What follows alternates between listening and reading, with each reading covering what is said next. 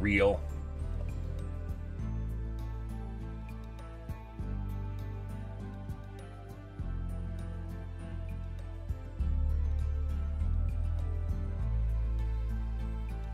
Despite how crazy Slane is, for some reason he doesn't believe in aliens. I don't really understand that, but you know, whatever.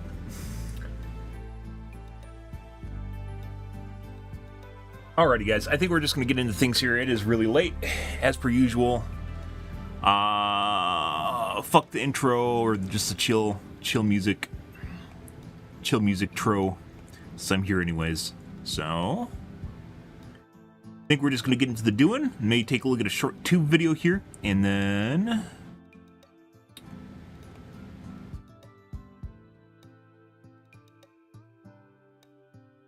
move on to the Battlebits. So we can do more Battlebits tonight. Yeah. Are you coming out? When did that happen? Just last night? I haven't seen any aliens. Like, I'd probably believe in it, but, you know, putting aside, like, satellites and shit like that, like, I haven't actually seen aliens. Sadly. Take me up and probulate me, sir! I'm probably on some reality television show. They're sitting here studying me. Whatever. I want to believe, too. But I'm cater more to science than religious beliefs as it goes, which is why we generally only cover the UAP reports and we don't go into all the bullshit hole of YouTube.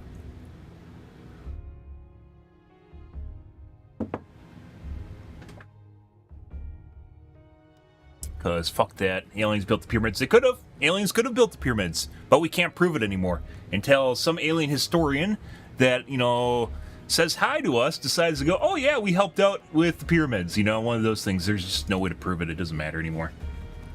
Past that point, doesn't matter if they did or didn't. As I mentioned before, with the new breakthrough, guys, so if you guys haven't heard about it, I believe it's LK99, and if you guys haven't heard about it, it's a new room temperature atmospheric superconductor.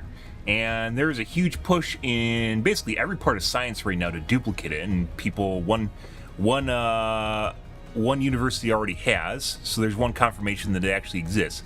Room temperature superconductors basically means there's almost no losses associated with using basically a trace on a motherboard. It can be a lot of different things, but moving energy from point A to point B, superconductors right now, in like, they're generally only used in scientific purposes or in like high energy generation. So where losses are so great that they can offset it with the cost to cool down the lines, which is going to be so in order, superconductors right now need to be really fucking cold.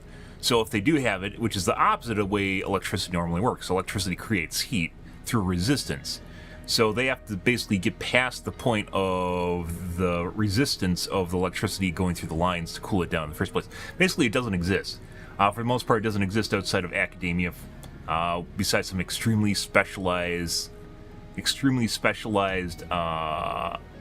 criteria. Well, they say it's bunk. I've heard a lot of stuff that says otherwise, and that's controversy is always going to surround major breakthroughs in science. So maybe my YouTube has something. Maybe the YouTube feeds are dialed into my brain. Let's find out. Maybe there's a to-do here. A synopsis that'll explain this better than I can.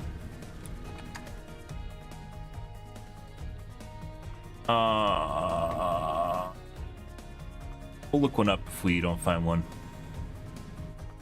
Basically, it leads the way to breakthroughs, because right now there's also a cost associated. So not only with distance increases the amount of losses with any sort of energy transmission, but then also you have to have bigger wires, which require more money to offset the resistance. So, you know, our power grid is astronomically huge and expensive, right? Which is a feat in and of itself, even though we take it all for granted.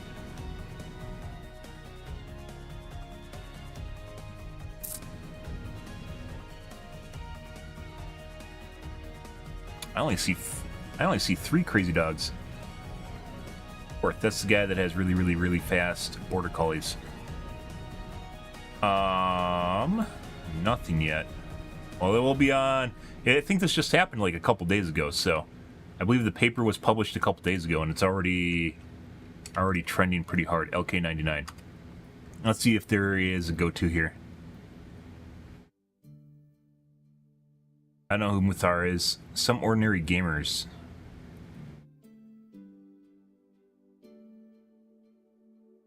2-Bit Da Vinci, I've heard of that channel before. We might take a look at that. Like 20 minutes, we'll take a look at that. Physics Holy Grail, yep, it's up there with fusion. This technological breakthrough is up there with fusion. It's not quite the same. A couple big things that need to be for space travel or pushing the world forward, hugely pushing the world forward, is superconductors, which have been something we've been kind of stuck on for a while. Energy storage, which is also something we're stuck on. We're still stuck on basically lithium-ion batteries and variants of lithium-ion batteries for compact storage, right? And the other is energy generation, which right now we're basically stuck on fusion. We haven't had a fusion breakthrough, even though we had fission, we don't have a fusion breakthrough. There's three really, really big things. The other one is finding some way to turn energy into a source of propulsion, which we haven't done yet. We still use chemical rockets, right? We use, for rockets, for spaceships, we still use chemical rockets. For airplanes, we generally use,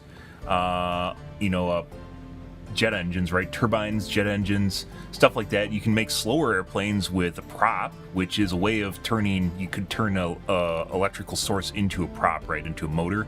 But turning energy from an energy source into a form of propulsion isn't really something we have. There's things like ion drives, which we've talked about before, which are theoretical, I believe, which is there's actually a couple different kinds of, well, there's two major kinds of like nuclear propulsion. One is where it exposes the reactor against a giant solar sail, and it actually makes over the course of decades, makes the ship move, which is extremely efficient, but it takes decades. Another one, I believe, is called, it's really cool.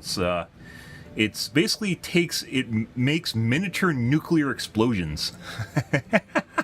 Because that doesn't sound ludicrous enough. It makes miniature nuclear explosions to propel the ship. What is it called? Nuclear explosion rocket.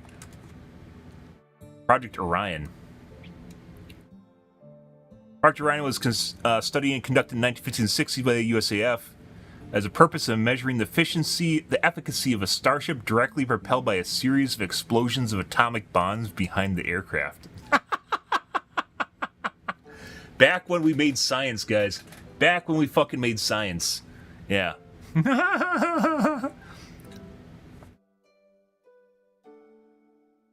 Earlier versions of this were proposed to take off from the ground, then they probably thought about the radiation.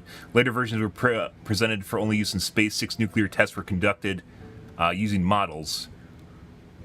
The project was eventually abandoned for multiple reasons. They're actually going back to it. They're actually going back to this idea, which including the Partial Test Ban Treaty, which banned nuclear explosions in space.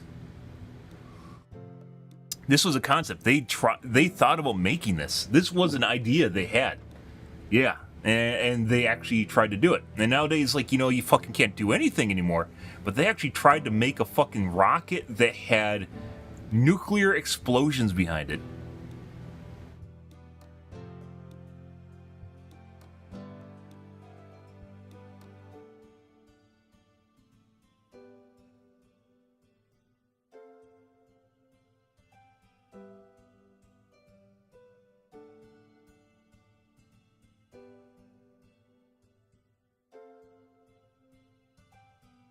In 1950s and 59, it was realized the smallest practical vehicle would be determined by the smallest achievable bomb yield.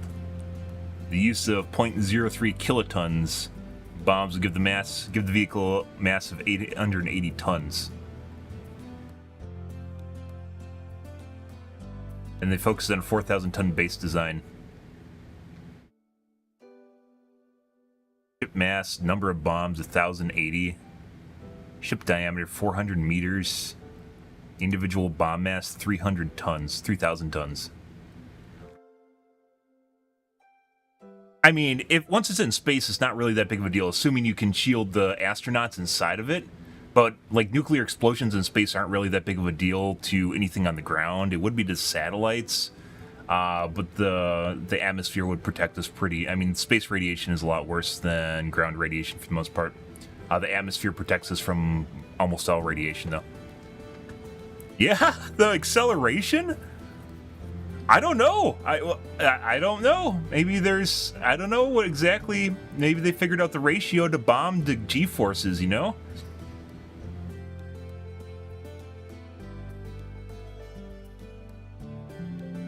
Like,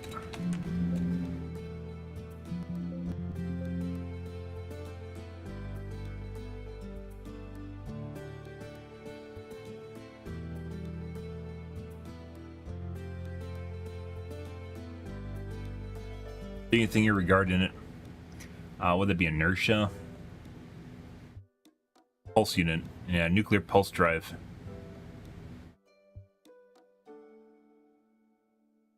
I believe this is a new one they're working on. Anyways, I'm getting off topic here. LK99 was something that they discovered recently, and it always seems like it feels a lot like, you know, not to say aliens, but maybe aliens. It kind of feels like with like a lot of major technological breakthroughs in our kind of history that just kind of happen like just out of nowhere, and it makes you wonder if there's like alien plants down here that just like feed us information when they feel we're ready for it, and they're like, hey, the monkeys are ready to play with a superconductor, here you go. You know, like someone's actually like whoever helped kind of nuzzle things in the right direction. I believe it's from Korea, South Korea. Whoever helped nuzzle things in the right direction here to make it happen. Possibly, maybe there's an alien involved with that somewhere, you know, in some form. It makes you wonder. It really, really makes you wonder.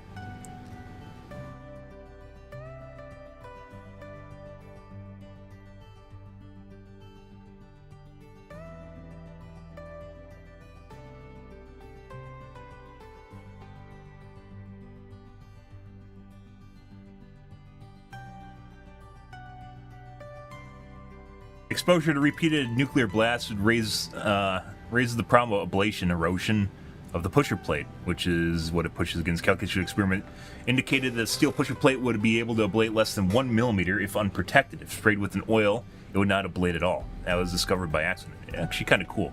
So maybe they could have used that in SpaceX. Ablation was a problem with the launch pad in SpaceX where the rockets hit the pad and basically incinerated it. Some reports said that the basically water that's left over in concrete basically boiled and it caused it to pop, like explode, which is interesting in itself because that's really fucking hot.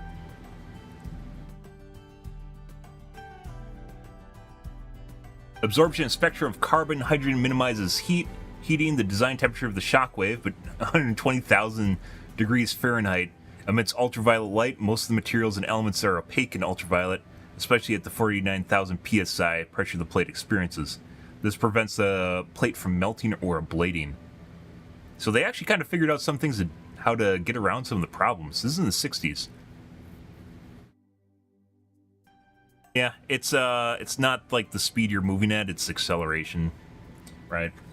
So they can get up to whatever speed they want to. It's because we don't have any sort of inertial dampener of any kind. Yeah. Star Trek talk, so a way of dealing with G-forces.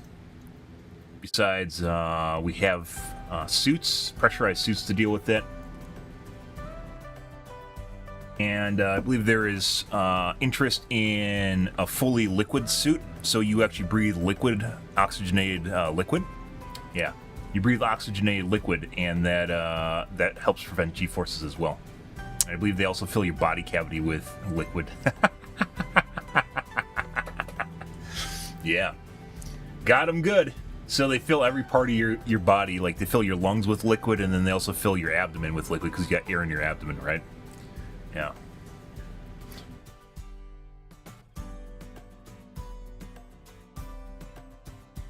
Good shit. That's on the drawing table.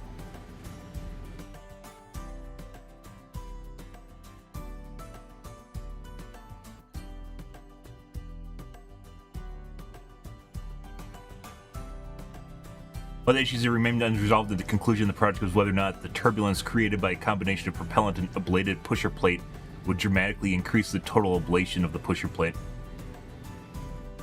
So they never got to the point where they had an actual prototype. They had flying rockets, but they didn't have like a built prototype.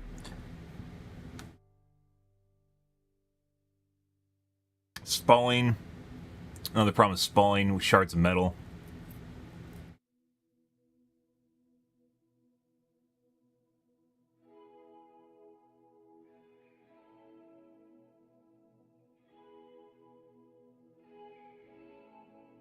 The shockwave from impacted plasma on the bottom of the plate passes through the plate and reaches the top surface. At that point, spalling may occur, damaging the pusher plate. For that reason, alternative substances, plywood and fiberglass, were investigated, which actually, plywood's actually kind of a unique material, wood in general. Pusher plate thought to be acceptable.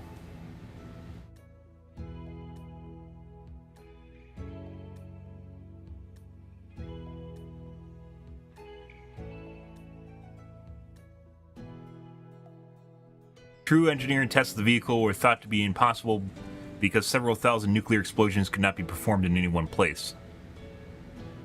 They could definitely be performed underground.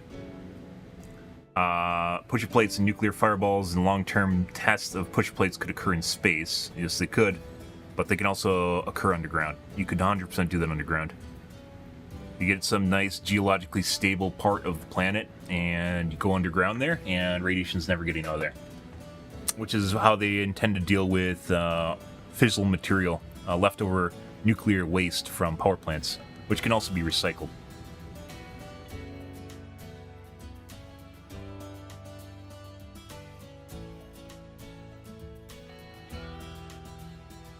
Lots of stuff since this is from the 60s. A lot of stuff has changed since the 60s. So 60 years ago.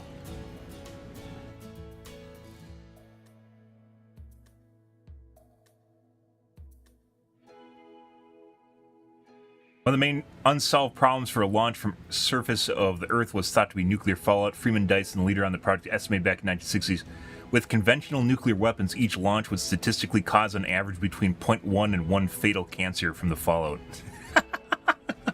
I mean, actuality, that's not that much. To be perfectly honest, in terms of people dying, that's probably actually not that much.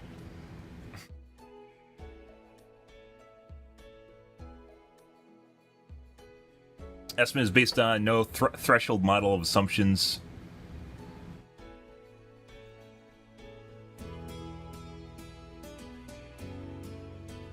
Danger to human life is not a reason given for shelving the project. The reason include lack of mission requirement, the fact that no one in the U.S. government could think of a reason to put thousands of payload in orbit. So this wasn't shelved because it was unfeasible. It was shelved because we didn't have a reason to do it. The U.S. government could not think of any reason to put thousands of tons of payload into orbit. The decision to focus on rockets for moon mission, ultimately signing the partial test ban treaty. Is nuclear arms. The danger of electronic systems on the ground, electromagnetic pulses not considered to be significant from some kiloton blasts proposed by solid-state integrated circuits were not generally used at the time. Yeah, so they didn't even care about EMPs because ICs, integrated circuits, weren't a big deal. Phones, everything computerized nowadays.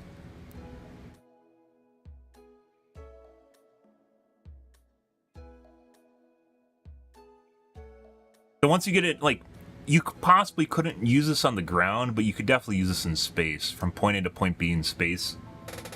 Once you get into the orbit and far enough away from the planet, doing something like this isn't actually such a big deal. It's kind of, there's actually some really fucking cool shit, guys, that they, like, decided, like, this is basically, like, post-World War II era, when they're just coming out of the World War II and everyone's doing crazy shit, like, Nazis are doing fucking crazy shit, US was doing fucking crazy, everyone's doing crazy shit because we had to find a way to do stuff, right, really fast, and this is, like, kind of the shit that came out of World War II. World War II obviously ended in 42. But just like the kind of people that were in World War II and just kind of like their minds just like, what can we do? What can we do with this? You know, sort of shit. And nowadays we're like, nope, we can't do that. Think of the fallout. Think of the kids. Think of all the shit that's going to go wrong. Oh my God, everything's going to go wrong. You know, and like all the people that criticized Musk for launching a rocket before the pad was complete, and they're like, oh my God, it threw debris miles and there's no one around for miles. Like they literally secured the whole place to make sure no one got hurt. And people are still bitching about the fucking desert getting hurt over there. And you're just like, Jesus Christ, guys. Like, you could totally do something like this in space. Yeah, like in the... You could use traditional rockets, basically, to get off the ground and put stuff into space, and then you use the nuclear engine in space itself. And a pinch probably irradiate an entire planet if you're trying to, you know, if you have no other choice, but... You could do it, and like getting to the moon isn't really that big of a deal because the moon has no gravity.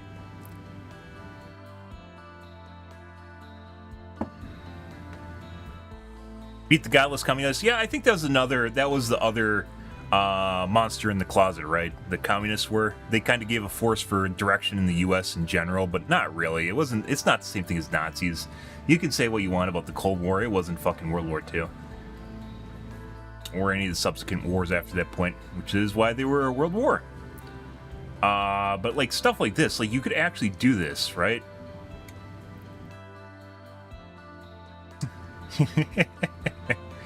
Danger to human life was not the reason given for shelving the project.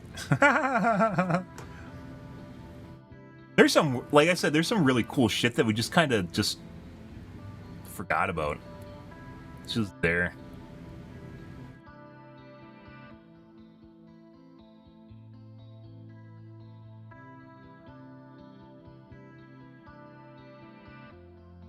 Most of the nuclear testing that we did were huge, which is one of the reasons that there's a lot of radiation.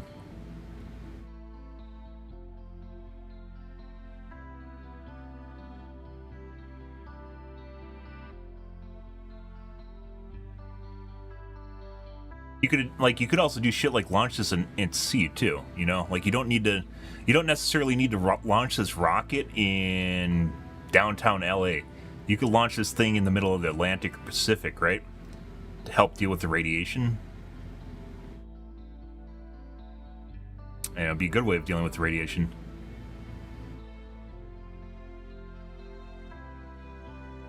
That is, if you wanted to launch it on the planet instead of doing it in the atmosphere, which, if it was done in the atmosphere, it'd pose almost no risk. Not in the atmosphere, outside the atmosphere. We have a bunch of protection.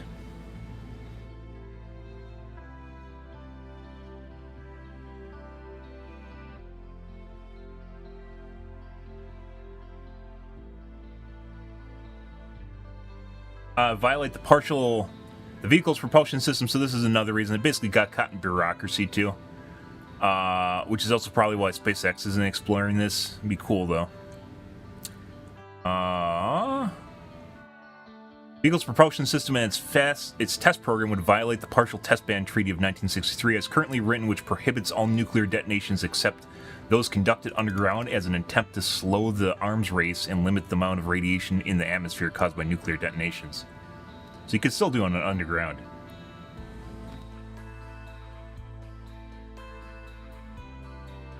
There was an effort by the U.S. government to put an exception into the 1963 treaty to allow for use of nuclear propulsion in space flight, but Soviet fears about military application kept exception of the treaty. Well, I mean, they would also use it too. Soviet kind of nommed a lot of our tech. It's like what China's doing right now. Kind of nommed a lot of our technology. Where Soviets kind of made their own version of it and did a decent job at it. Like China's just kind of making Wish.com versions of whatever they can fucking glean from us. So.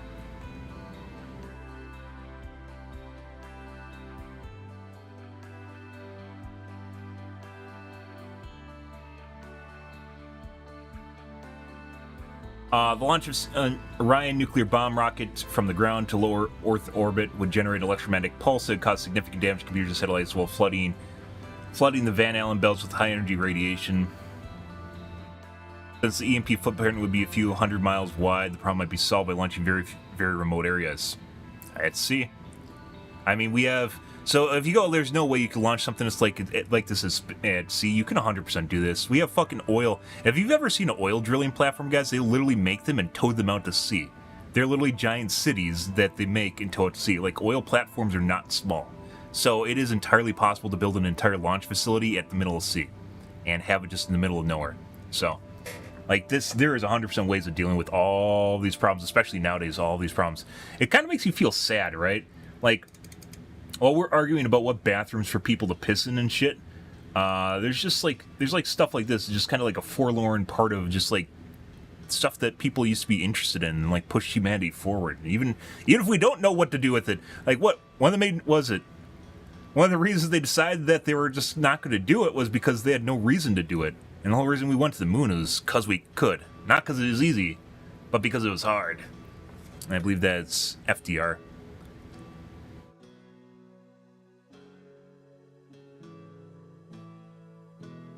Everything on the planet has traces of radiation after Hiroshima. No, I mean, not really. The Earth absorbs radiation too, if you didn't know that from space. There's part of it's leaders, though. We don't have leaders anymore. We have politicians. And that being said, whenever anyone turns out to be kind of leadership material, everyone has a problem with them because they don't want someone to become a leader, right? And they don't want people to follow someone. And obviously, there's some people that probably you shouldn't follow. Like Trump, I think, was actually very charismatic, despite him being quite wrong about a lot of different things. He is a very charismatic individual, which is why he has a lot of support. He just tells people stuff they want to hear, and they clap their hands. And that's actually that's one of the qualities of being a good leader. I'm sorry, but it is. And you can hate Trump all you want, but he generally unites a lot of people. If you actually think about the stuff he does a lot of really stupid shit, but people don't care. So, I don't know. It's fucking weird. Next election is going to be weird. I'm not going to vote for either Biden or Trump if I have a choice. I don't want to vote for either of them. Both of them are like bad in multiple ways. We need like better leadership material in the U.S. We don't have it. I'd vote for Elon if he was in office. He's not though. I wonder how many people would vote for Elon. There's like almost no way for a third. This is kind of the shitty part of the U.S. politics, guys. Segue again here. Shitty part of the U.S. politics is there's no way for a third-party candidate to win. It's either Democrat or Republican, right? Because we have a two-party system, and because of the way the electoral votes are cast, people don't vote for. There's no alternative choice. People vote for the extremes, and you have to vote for the extremes if you want one person to win. And weighted ranked choice would change that, so you vote for who you want to win the most to who do you want to win the least. So you number them from 1 to 5 or 1 to 3 or however many candidates there are. And what that means is second place will almost always win. And the reason for that is because there's a lot of people that fucking hate Trump and there's a lot of people that hate Biden, right? And then there's people that really like Trump and Biden, but then there's also people that really like the second candidate, but no one really hates them. So the second place candidate would almost always win. The reason, like I said, is because there's people hating on the extreme ends, which means there's someone more in the center that would actually win. Since Trump started the Space Marines, you have the Space Force, which doesn't really have a mission. I don't even think they do anything. I don't know what they do. Elon was born in South... Oh, he can't become president, right? Yeah, so you have to be born in the U.S., right? Like, he has U.S. citizenship, but he can't actually... Requirements of becoming the president. And people can hate... You can hate on Elon all you want, but we have fucking Starlink now, we have Tesla, and we have SpaceX. How many billionaires have done this shit? Like, fucking Bezos is Me Tooing after Elon. Like, he's like, I'm gonna make a company too! Because Musk is making a company, I'm gonna make a company! And you're just like... He would never have made a company if Elon Musk didn't make one. Let's see.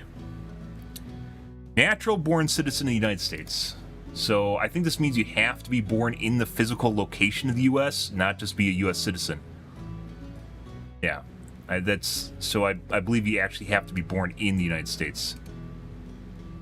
But this also might mean you just need to have U.S., a born citizen. So... I think his mother was from the U.S. I'm not sure which one of his parents are from the U.S. No. I don't think I would vote for Arnold. Like, Arnold's just cool because he's like a... I mean, there's worse leaders. But Arnold's just cool because he was a well-known actor, right? But I don't think he really is great leadership material.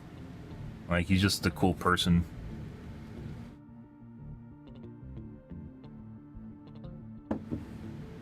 Yeah, so this one I think means you have to... It's one of the two things. You either have to be born in the geographic location of the United States as a U.S. citizen, or you have to have U.S. citizenship through one of your parents. I don't know which this means. This could be either of the two.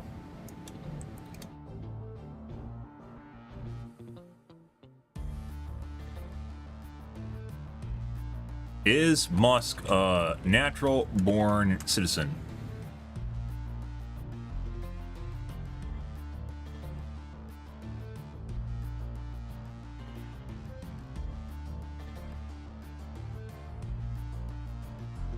He's a U.S. citizen.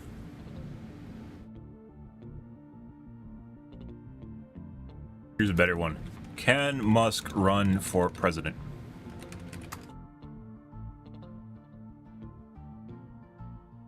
Yeah, because he's not a natural born citizen according to this. I don't know, like, that still doesn't define what a natural born citizen is. I guess it's just where you were born. So the actual birth location. That's really fucking weird. Like, that's not something I would hold against anyone. The difference I would hold against someone is if they got their citizenship versus being someone that got inherited citizenship through the parents, right? And that's not the difference. So it's geographically where you're born. California has a lot of issues right now. I don't know what you're talking about. California has a boatload of issues. One of which is like their electricity right now is like 50 cents a kilowatt or something insane. There's a lot of people. They're like a mini country over there, just kind of doing their own thing, running into the ground. I mean, California still exists and it's all right, but cost of living in California is insane.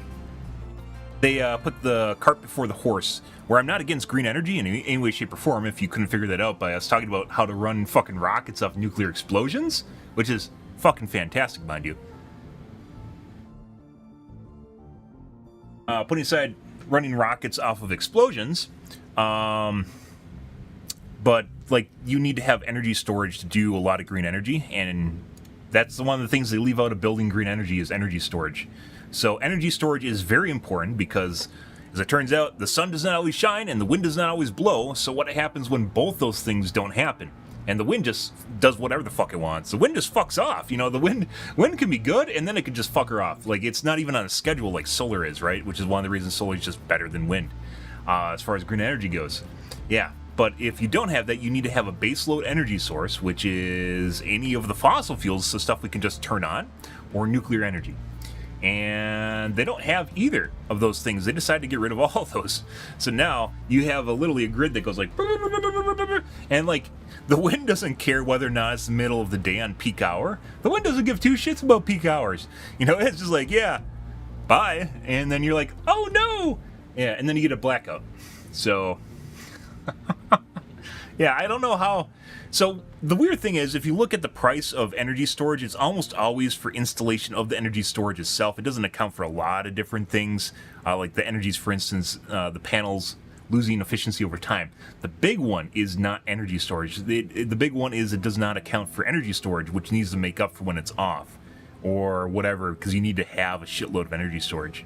So yeah, California's just fucked right now because they figured that out the hard way. They didn't incentivize energy storage at all, and they should have, and they didn't, which is unfortunate. You definitely could incentivize building energy storage too. They just incentivize building energy generation.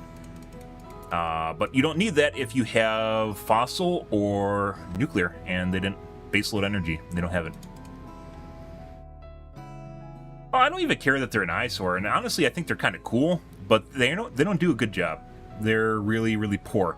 The only time wind energy can actually become a reliable source of energy is if you have, I forgot what they're called, but they're really, you can get wind turbines up into the jet stream, which is where, you know, all the air circulates on Earth, and it's not the same as your wind patterns down low. It is just like very, very constant. So you're talking about like kites miles up into the atmosphere. Kites miles up into the atmosphere that are turbines. That is, I mean, that's pretty fucking cool. I don't think anyone's really doing that, but that's, yeah, there's a lot of logistic problems with doing that, but that's the same thing as tidal current. Tidal current is very similar to that in that it uses basically a very stable form of physical energy, kinetic energy, inertial energy the Earth has. But they're just trying to get the wind turbines in the ground, and wind turbines in the ground doesn't work. Solar depends, there's a lot of asterisks with solar too, depends on where you are. A geographic region matters a lot. Yeah. But anyways, we're getting completely, this is a segue of a segue. We're talking about nuclear rocket ships. This is my favorite. I love bringing this shit up, guys, because this is so weird and unique. It's like when you think, I always bring up the submarine. When you think about nuclear submarines getting, like, they're turning the nuclear power straight into it's making a motor, electric motor spin, and it turns a turbine. No, it produces steam. It produces fucking steam. It's a steam engine. Yeah, we're just missing this, like, crucial step between nuclear energy turning directly into electricity, and instead we have nuclear energy converting heat to steam, which then turns a turbine, which turns a motor. Now, Mini nuclear explosion propulsion. Project Orion. Impress your friends with this one. This is always a really cool one to bring up at a dinner conversation or something. I tend to be really bad with like details unless like, you know, we're talking about something and brings it all back. Even though I like have a bunch of different tangents, they're like I can't have a dinner conversation about Project Orion without like talking about it, like looking at a Wikipedia article. Yeah, this is actually really cool. This happened. This exists in real life. This is a thing that happened in real life, where they decided to propel a rocket with nuclear bombs. Yeah, and it actually could work. This actually could work. They actually ironed out a lot of the problems with this, and it was just turned into bureaucracy and not having a reason to do it. That's why this doesn't exist. It's because of bureaucracy and not having a reason to do it. The law, the Cold War is also a thing too. I guarantee you countries nowadays would be willing to add an asterisk to propulsion like this, to test out stuff like this. And the US government, anyone could actually do this if they actually had the means to do so, and they don't right now. Very cool. Very, very cool stuff out of the Cold War. Cool shit. And no one talks about it. You probably can find videos on it, but yeah. Anyways, we were taking a segue of a segue, guys. We have to watch the video on LK99 so you guys get up to date on why this is a big deal. Making a homemade version of LK99. Not really interested in that. Let's take a look at this. New research on a room temperature superconductor has... So this is originally what we segued out of, which is, we talked about like the big things that we really need to push humanity forward. One is a superconductor. The other is energy generation, mainly fusion. And the third one is a way of converting energy to propulsion. And like directly to propulsion. And we can't really do that just yet. To the community in a buzz, and for good reason. This would be one of the greatest breakthroughs in the history of physics. We're talking instant Nobel Prizes for the people involved, and billions of dollars. Big deal. Game-changing stuff. But there's been some controversy around superconductors in recent memory. And the bigger the claim, the more we have to be skeptical. No shit. What's really going on? Is it really Take a look at this, guys. legitimate? And what could this mean? Let's figure this out together. I'm Ricky, and this is 2-Bit Da Vinci. Fucking Project Orion. Project Orion, guys. By the way, this was the winning topic in our last poll, so don't forget to subscribe and vote in future videos to I think, decide what we make next. Yeah, this is like All right, big so enough where I think pretty much everyone is going to make a video on it, so I don't even think that's a why question. does this matter? Well, 5% of the energy produced in the U.S. is wasted during transmission through power lines. That's enough to not power more. all 5% 7 actually Central seems really low. American countries 4 times over. With superconductors, you have basically no resistance, no losses, and near perfect Maglev trains. One of the reasons they can't do maglev trains easily is because they need magnets that are really, really cold, so they work really, really well. energy transfer. That would be one of the game changers, and there's a whole bunch more. But we'll get back to that here in just a second. Let's start with what we know. Yeah. A team of researchers from South Korea claim they have achieved already looking a promising, though. superconductor material codenamed LK99. Fucking aliens. Aliens Room planted this temperature year. and atmospheric So we wouldn't Superconductivity talk was about first Gersh discovered anymore. by Dutch physicist Heike Kamerlingh Onnes back in 1911. Onnes, I know Like Onnes. ferromagnetism We and talked to atomic Onnes. spectral lines, superconductivity is a phenomenon which can only be explained by quantum mechanics. Now that is a key factor in this story. It kind of ties it all together, and we'll get back to that multiple times throughout this story. The key requirements to be classified as a superconductor are the following. 1, the electrical resistance vanishes, and 2, magnetic flux fields are expelled from within the material. Don't worry, we're going to explain both principles. If you want to transfer electricity through a wire, you want something with as low a resistance. Aliens are just, like I said, Here's a if you've listened to my UAP talks, guys, where we get off on a tangent, if we get off on a tangent here, I do think, like, there are aliens that kind of carefully inject information into our society to kind of make us grow up faster when we're kind of at, like, a standstill. And I think this is one of them.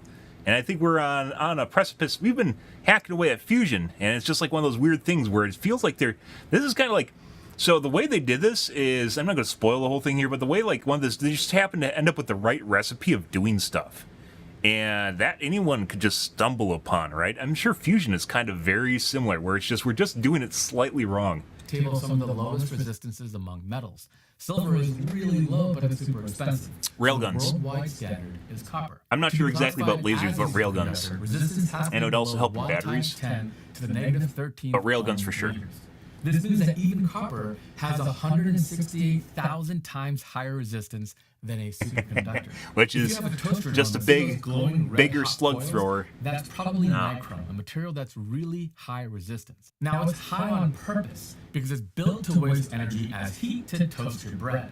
But here's the crazy part. It's only 66 times higher resistance than copper. That means our worldwide standard material, copper, is closer to a horrible conductor than it is to a superconductor. One of the easiest ways to understand resistance is by thinking about an airplane flying through the air. A bad conductor, like our nichrome, I don't think there's air up there. is like slapping on engines on a big refrigerator.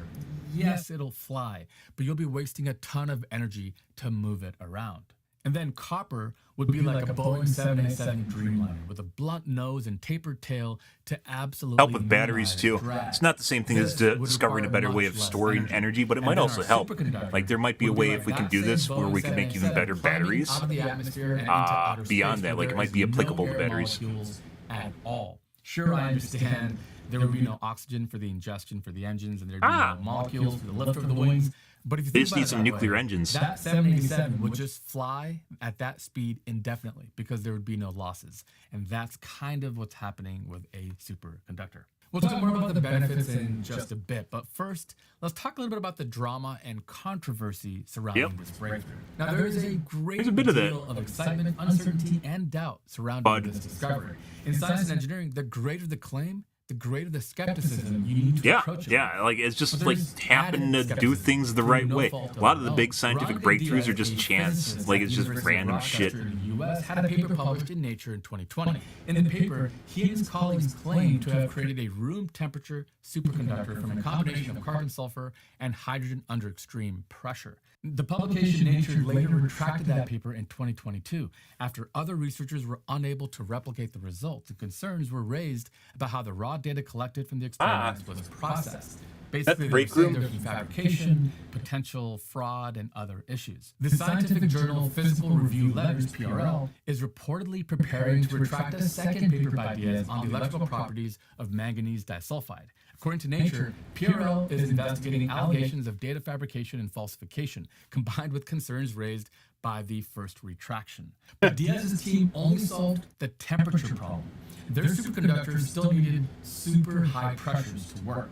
So it wouldn't work in this room, for example. The temperature would be okay, but you would have to have incredible high pressures. Now, this latest breakthrough that we're talking about today from Korea claims that it works not just at room temperature, but at atmospheric pressure. That is a double game changer. And it's become controversial because of previous claims by Ranga and others, and it's got the scientific community's guard up. It would be like starting a new crypto exchange after the FTX debacle. It doesn't mean that it's not above board, but it's going to get much more scrutiny. No one is accusing the latest research team of being fraudulent, at least not yet, but there are some interesting things going on. For example, 2 papers hit the internet within 2 hours of each other. The first room temperature ambient pressure superconductor, and later a second paper titled Superconductors Show Levitation at Room Temperature and Atmospheric Pressure and Mechanism. Why does my mic keep picking up my speakers? Stop it, microphone. Server called Arxen. This isn't in and of itself a bad thing. It just means that further corroboration and verification is required for wider scientific acceptance.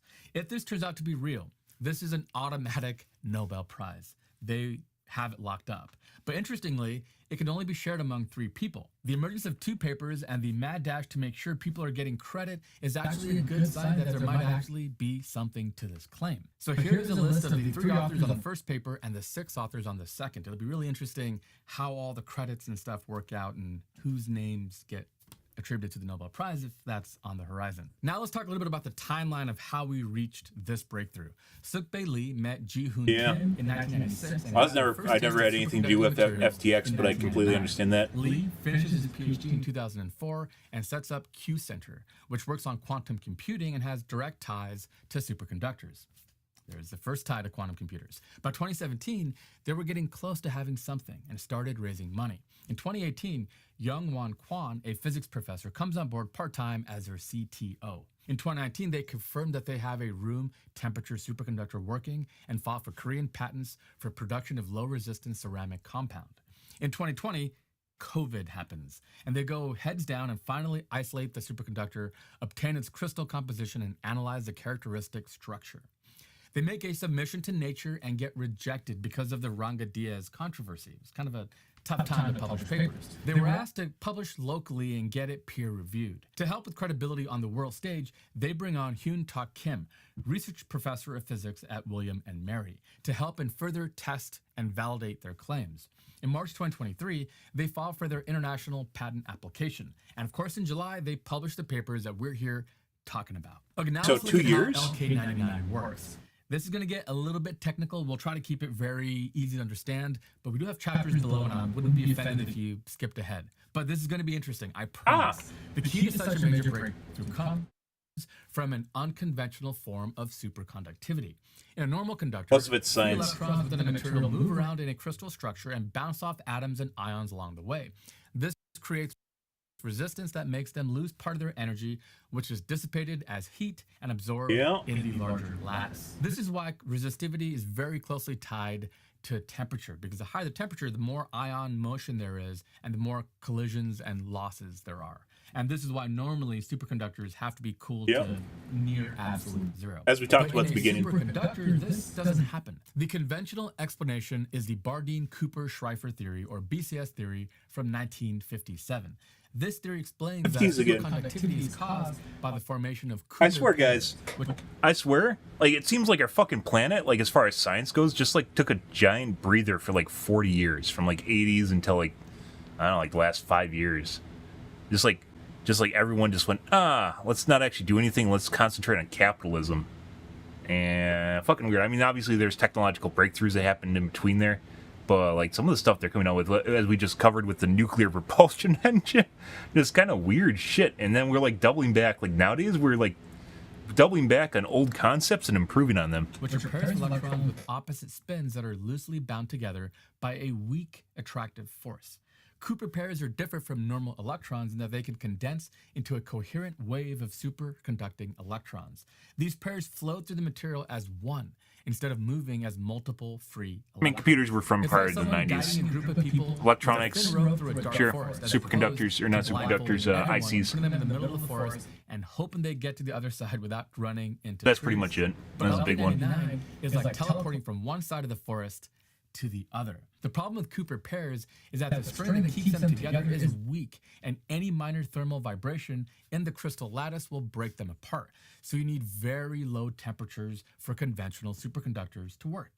But LK99 doesn't rely on weak Cooper pairs. It relies on a new form of superconduction coined superconducting quantum wells, which enables it to work at much higher temperatures than ever thought possible. In the past, superconductors only worked near computers have been around a while at this point. They've been improved upon, but basically the idea of computers have been around since the 80s. Temperature superconductors, but they were still incredibly Now they're cold. just a product And you need to be of at around negative 200 degrees Celsius. computers, and right? You could cool them with liquid nitrogen. But LK99 can work as high as 400 degrees Kelvin. That's 260 degrees Fahrenheit or 127 degrees Celsius. That is a new temperature range that scientists didn't even think was possible based on the old theory of Cooper pairs. So how does it work? Well, it has everything to do with chemical structure. LK99 is a Fucking solid chemistry. made by I hate replacing chemistry. lead atoms in I lead hate it, but apatite it was with never my copper thing. atoms, like this right here. Lead apatite is an insulator. In its structure, it forms a series of stacked columns of lead atoms surrounded by phosphate groups. This is what that structure looks like from viewed from above. You can see the circle of well, 6 my friends light at gray lead PCs, atoms and or the family external circle PC. of pink phosphorus and other dark gray lead atoms. More commonplace doesn't mean they didn't Forms the exist. framework of the structure with a copper atom, the entire structure shrinks by about 0.5%. Because copper is smaller than lead. And I've had access to a family PC since this shrinkage 80s. causes stress on the internal column of lead atoms and creates superconducting quantum Mid-80s. wells along the column. This is like opening a series of portals between I didn't have my lead own atoms computer inside probably that till late column. 90s, though. Electrons can Early pop O's, in and out late from those 90s. magical portals through quantum tunneling, avoiding all obstacles and therefore showing no resistance. One thing I found interesting about this paper is that it explains superconductivity in a different way, yet it still works for other superconductors. It basically says that what you need to do is contract and distort the crystal structure to make these quantum wells. They already You can do improved that upon it by using lowering gold temperature instead of or silver, increasing or pressure, which copper. we've done in the past. But the moment that pressure drops or temperature increases, your superconductor stops superconducting. The new way to do this is to change the structure from within. And just by adding this copper and increasing that stress, it appears they've done it. Now, this is at the heart of what they've accomplished here. What's amazing is it's not particularly that exotic or hard to do. These are things that we've been doing for a long time. Yep. I honestly think this will spark My stepdad built a wall of trial CDs. I'm not even joking.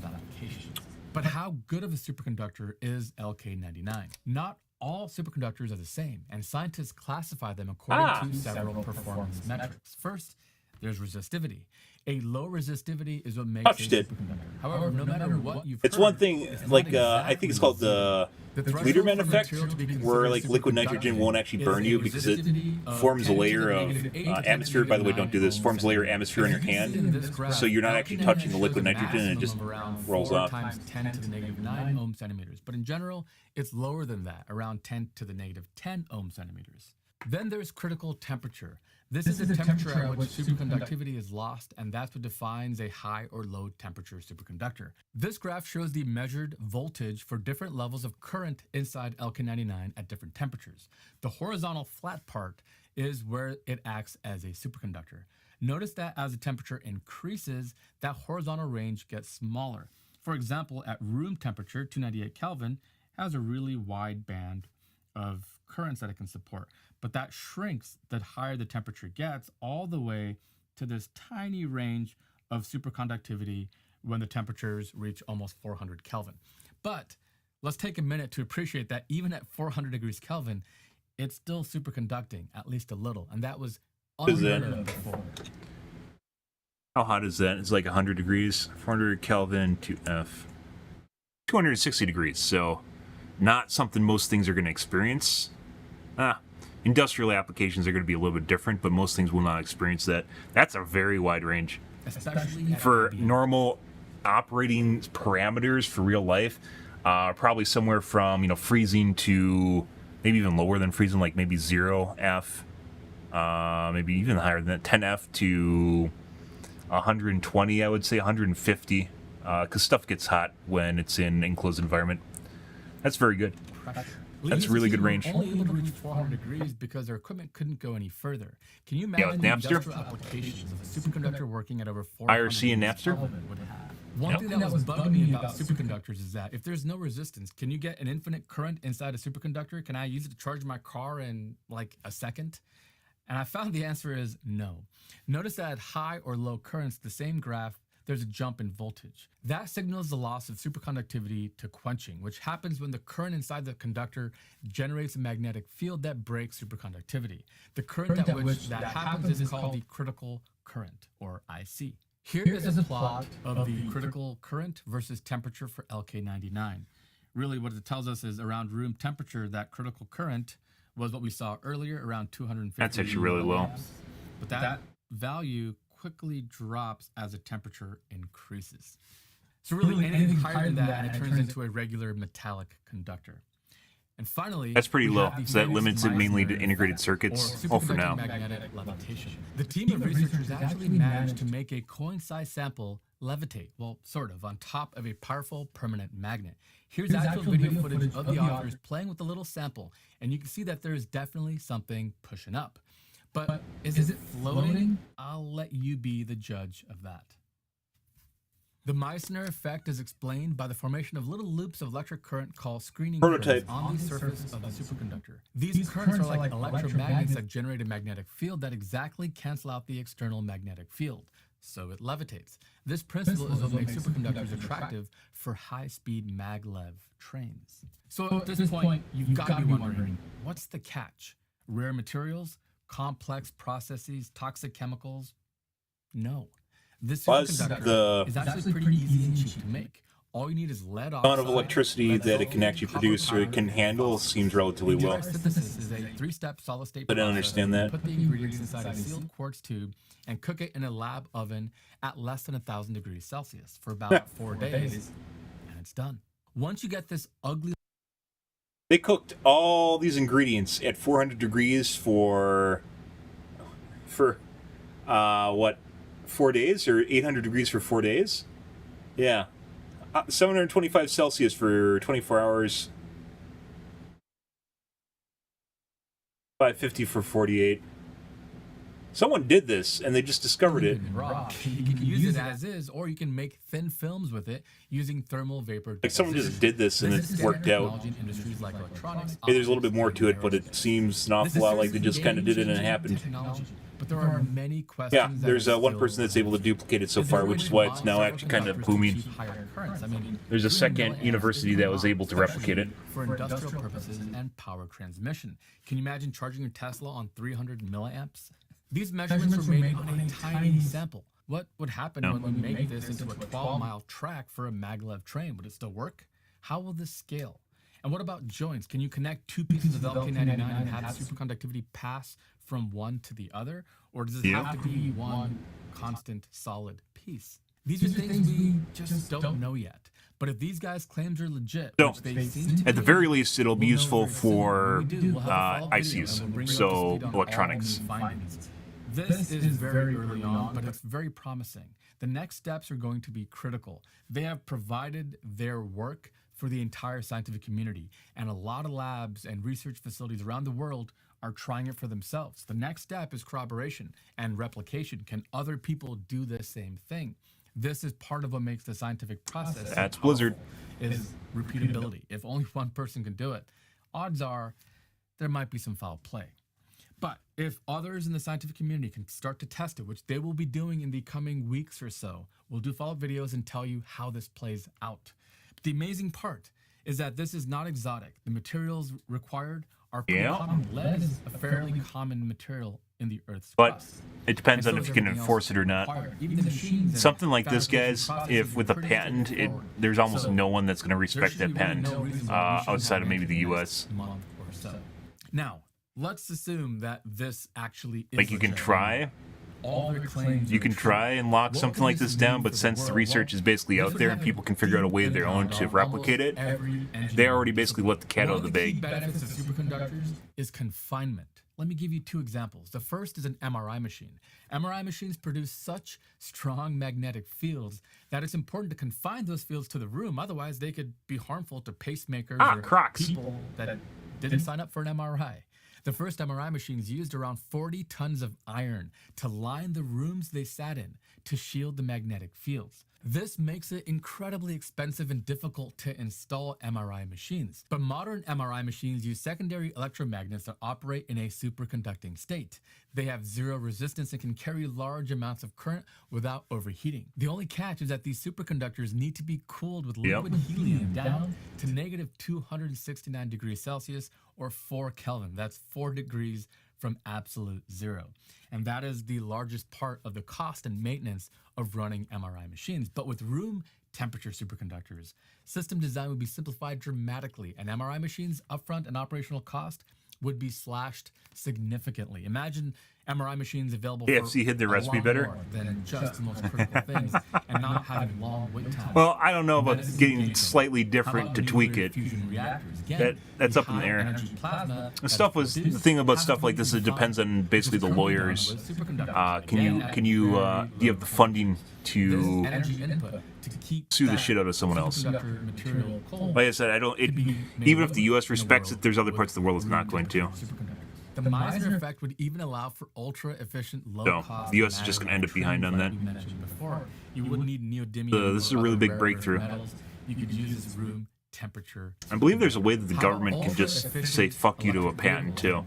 Like if they deem it important enough, they can just not in copper from running windings inside allow someone to have a patent. Have to be cool because they're not perfectly efficient. We do that though. And have some resistance. And this reduces efficiency twice because one, you're wasting some of that electricity as heat, and two, you have to run pumps and heat exchangers to handle that heat. Both of those things use energy that aren't propelling your car forward. Superconductors are also able to maintain a current with no applied voltage. Experiments have demonstrated that currents in a superconducting coil can persist for years without any measurable degradation. Experimental evidence points to a lifetime of at least 100,000 years. So might we be on the brink of a whole new industry of room temperature superconductor batteries? Maybe. That's a video. Maybe. This is going to be a big deal, and we're probably going to hear about it for the coming months, maybe a year. That being said, carbon nanotubes and graphene were huge breakthroughs, and they have relatively little use carbon fiber does, but carbon fiber is incredibly expensive to make because we can't make it in bulk form. So even though carbon fiber is really fucking cool, it is still inaccessible for most applications because it's so fucking expensive. Graphene is very, very good for multiple reasons, but it's something where we can't really find a way to apply it to most things. There are other conditions where a room temperature superconductor would be. Those are like the really big ones in the last 20. I think both those are the last 20 years. Like graphene was supposed to change everything. Carbon nanotubes are supposed to change everything, and we're still kind of stuck on trying to figure out how to implement them properly. Very healthy dose of skepticism. This is something that's very applicable. But from what I've seen, there is reason to be optimistic, and we will have to wait for. I think graphene is from other labs around the world. But what an amazing thing. I can't wait to see how this plays out, and we will definitely cover it in future videos. If you have other ideas or other details that we've left out, let us know in the comments. We will definitely do a follow-up video with more context, and hopefully that was insightful. And if you thought that was cool, check out this video next. Until next week, I'm Rico Da Vinci. Thank you so much for watching.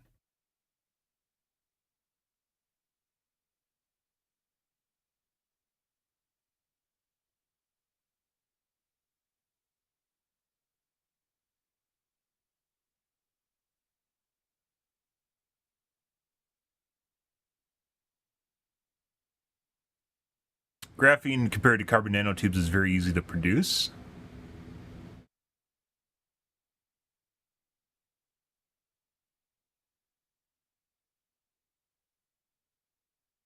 I don't know why it's not applied to a lot of things, to be perfectly honest. I don't think I'm going to go down this rabbit hole right now.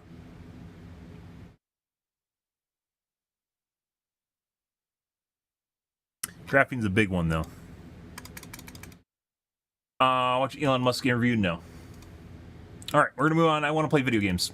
I want to play the video games. Oh, not moving on just yet. Loud.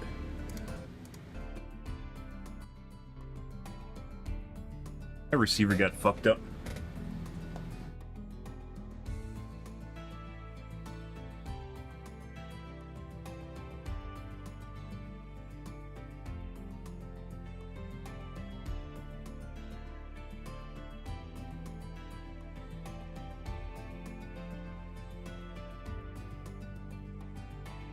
Appears to be still slightly fucked up. Good. I have a really old receiver. I spilled water on it. That's not the big one. The volume dial's going on it, and it doesn't like turning the other direction except getting louder. So, not quite Battlebit time. Reddit's first. Anime short. Okay.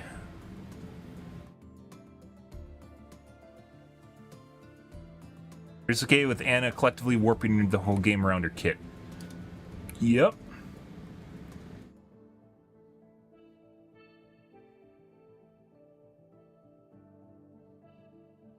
Amount of stats effects directed towards tanks is a major bullshit, and by far is the worst offender. Her biotic grenade, I've talked about her biotic grenade back in Overwatch 1. It is an probably the most powerful ability in the game. It heals, it does damage, it buffs healing, and then it basically means you can't get healed at all when it's on you. It's 4 things. It's a sleep dart. It's a hard CC, super hard CC.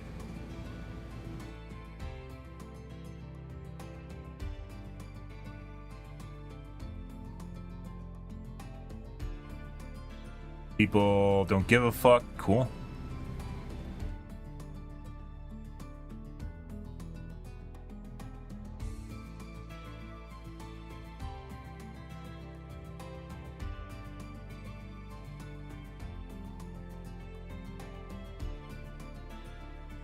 Weird thing is, like, when I play against Annas I don't know why this is, but there's a lot of people that speak of this game like the tanks take the brunt of the force, but when I'm playing Farah, guys, we get a lot of fucking flack. Like, a lot of people try to kill me, which maybe means I'm still not playing at the right elo, if people normally focus tanks hard. We'll go back to Overwatch 2 after I get my fill of Battlebits.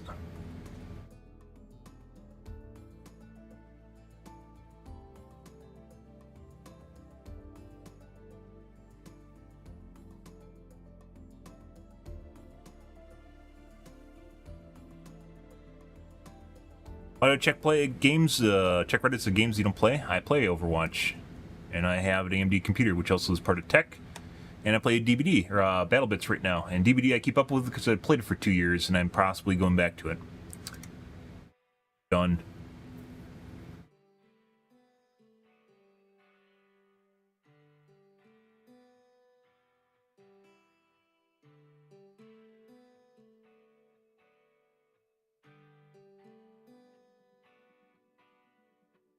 Well, does the game bar work with 7950X3D? This is what you're supposed to use to control where games go, on which CPU your games go. Chiplet in 7900X3D. 7950X3D has 2 chiplets, 2 8-core chiplets. So my computer right now has 2 8-core chips on it. One is designed for gaming, or has a giant, generally for gaming, has a giant cache on it, and the other one is more frequency oriented. So generally I'll have all my background tasks and just random shit on my second chiplet, because games don't use it. But that's manually set up. Normally you're supposed to use an application, mainly Game Bar, to do it.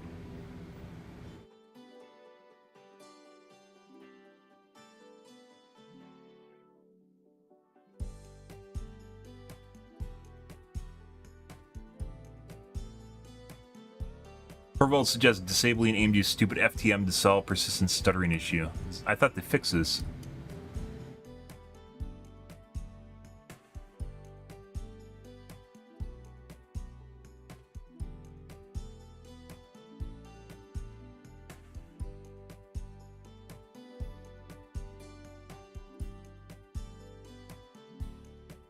About a hardware TPM to solve mine.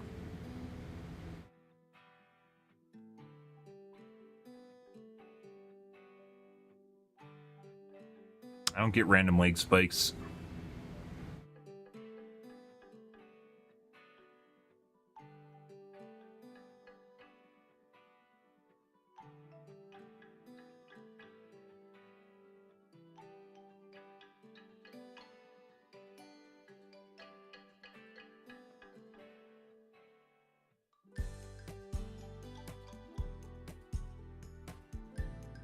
The TPM socket. That. TPM TPM? I don't have a dedicated TPM socket. My last motherboard had a dedicated TPM module built into it. My current one doesn't. I'm using FTPM, which is the software TPM. TPM is a technology protection module, I believe it is. Form of DRM. Oh yeah, Slane, were you listening? Were you listening to me when I added that to my word list? Were you listening, Slane?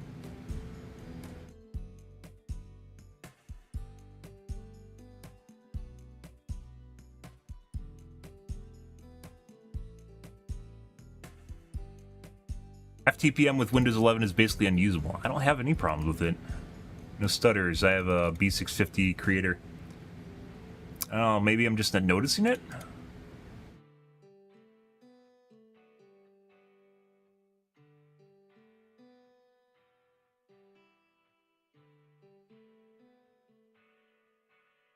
FTPM stutter seems to be a rather unique signature. It's like a multi-second event where everything seems to go into slow motion. I definitely do not have that.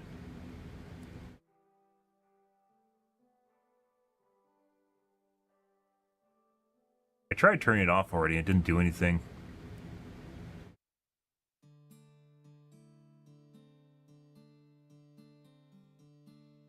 There's that giant lag spike I get, but that's BattleNet. I still don't know why BattleNet does it.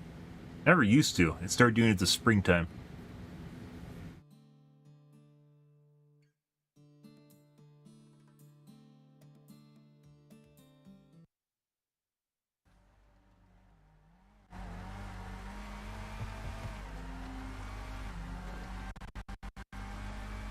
Holy shit, that'd be obnoxious. He blur out his webcam. Is this his webcam right there? Yeah, I don't get that. Definitely do not get that. I don't know. I don't know what BattleNet's doing. I thought it was originally when the cards update. So this update's right here.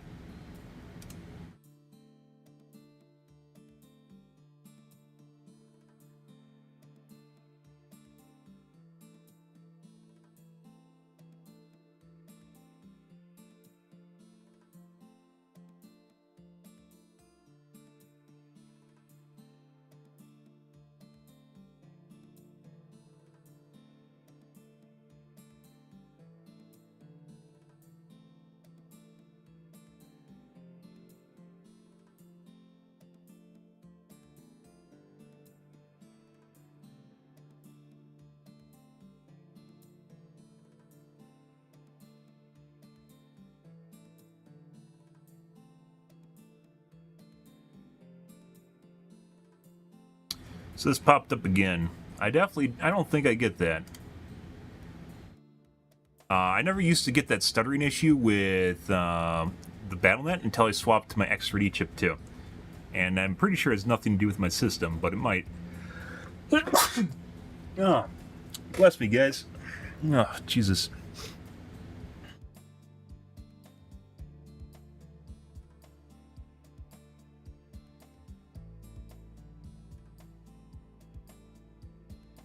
Why do NVIDIA drivers update too often? You have the automatic updater turned on. I don't update my drivers that often.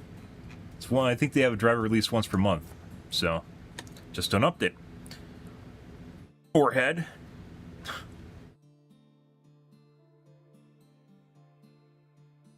Who's not being phased by extraterrestrial life says a lot, yeah.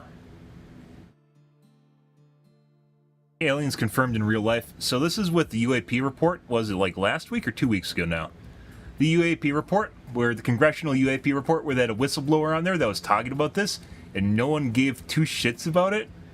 It's fucking weird, guys. Social media is really, really weird. I don't know how it didn't catch on. There's even a bunch of news websites. Like if you type in UAP whistleblower Congress,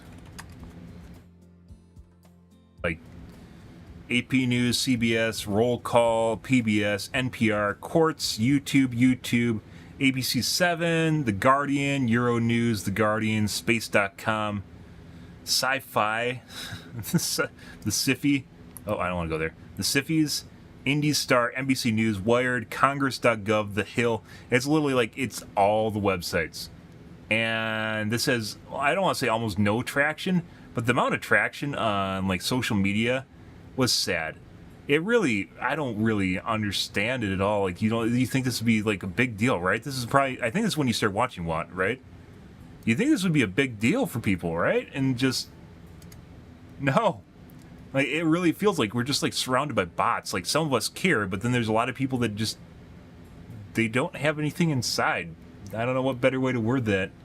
And you go, oh, maybe they just don't care about it. Well, they care enough to like fucking like a Kardashian video. They care. They should care enough to like this. It's a big deal. Big deal. I don't understand that. That's a weird one.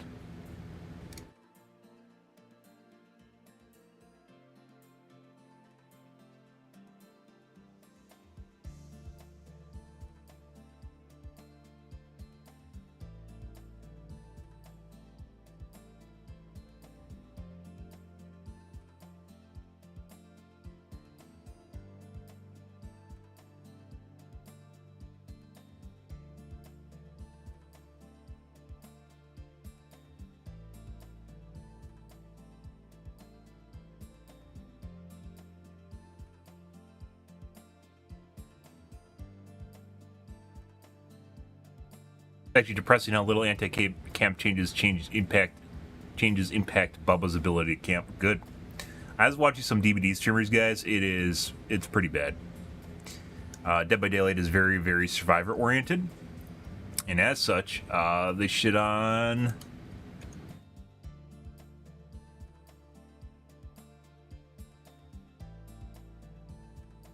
killers any chance to get. Like I mentioned before, I'm pretty sure they stealth nerf and buff guns in the game, and I think this change was done a while ago, and they've just been airing it.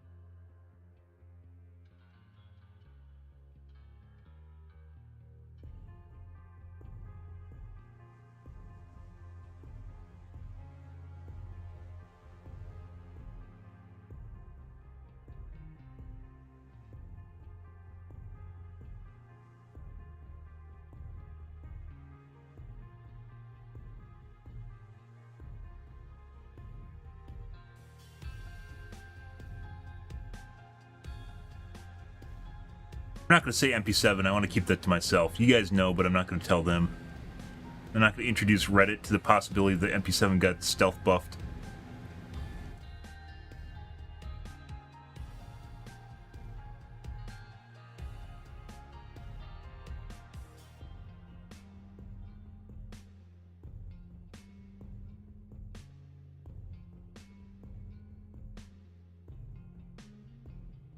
Oh my god, Amaranth nudes that totally aren't made by CG? Cool. There's no way she's trans. No way.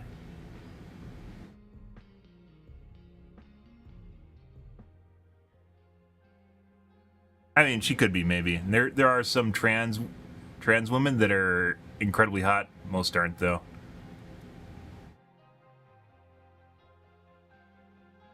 Always a possibility. By the way, I have no problems. She can be whatever the fuck she wants to be. I'll use her pronouns.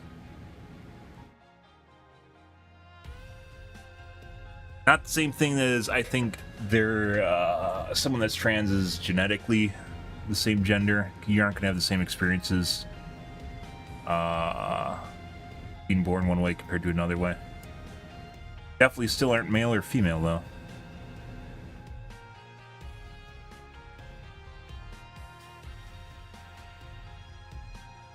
Like the most recent one, if we want to get like kind of right leaning here, one of the most recent ones was I was looking at a trans woman had her breast milk checked for vitamins and minerals. She sent it into a clinic for vitamins and minerals. This is where you get kind of weird because if you didn't know, guys can lactate and trans men can lactate, trans women can lactate. Basically, anyone can lactate, especially when exposed to certain hormones. So they sent it into a lab to get it checked out for basically mothers, and the lab sent back a good result, right? It's like, you have all the vitamins and nutrients of a healthy mother. And they're like, look guys, see?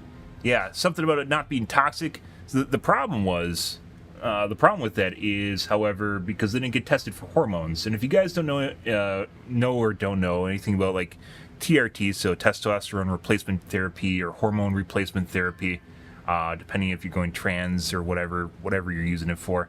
Some women need it because of menopause, or men when they lose their testosterone as they get older. There's a lot of different reasons for it.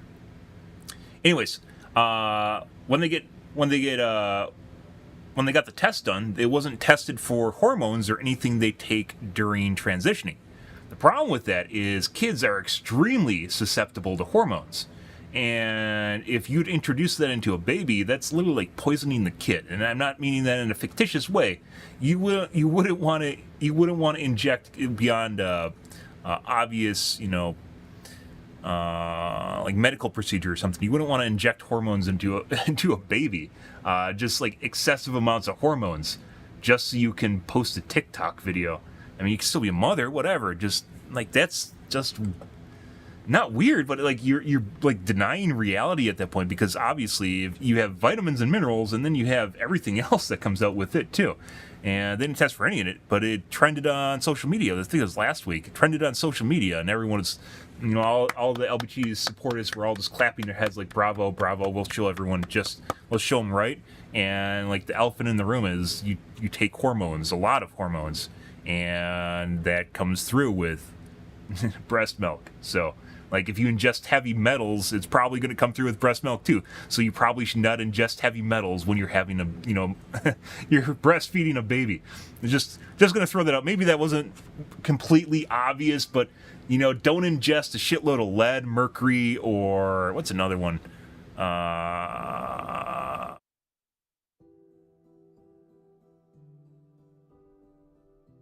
Lead and mercury are the big ones. Can't think of another at the top of my head. Yeah, just don't eat the paint chips when you're having kids, sort of thing. And you can eat them after you're having a kid, but don't eat them while you're having the kid. And just like very weird. It's just like completely rejecting reality. Just like rejecting specific parts of reality and focusing on the part that they thought was the only thing that mattered. And obviously you could get it tested for sure, and it might even just be fine. But for putting aside the fact that guys or trans women probably cannot produce the same amount of breast milks as a cisgendered woman, but yeah, putting aside the whole production factor, I think there's a new record for Guinness Book of World Record for breast milk production. Most breast milk produced.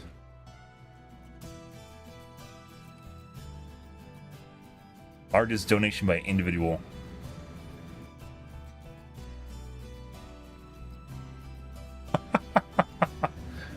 I think this is it.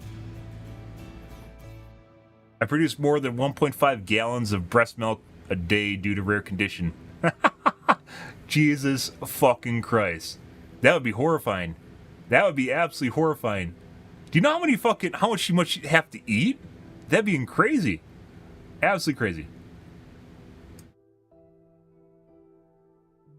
Anyways, just off on a random tangent, but some weird shit. You can be whatever you want to be. I'll use your pronouns because it matters to you a lot. So that really, really makes your day. It doesn't matter to me. Yeah. I'd milk her. Oh, she has to milk herself if that's not outwardly apparent. So I've had some friends, and a couple of them have had kids, and it is actually incredibly painful if they don't milk themselves. Like they produce too much breast milk. It actually is incredibly painful. So then they have to actually milk themselves. So yeah, if you did actually, it's actually kind of not compare humans to animals, but like cows are the same way. Where from what I understand, cows get milked on a schedule. Cows get milked on a schedule, and if cows do not meet their schedule, it becomes incredibly painful for them. So they'll literally line up to get it done because otherwise they're in pain. Like it's almost like a punishment for not getting milked. Yeah. So.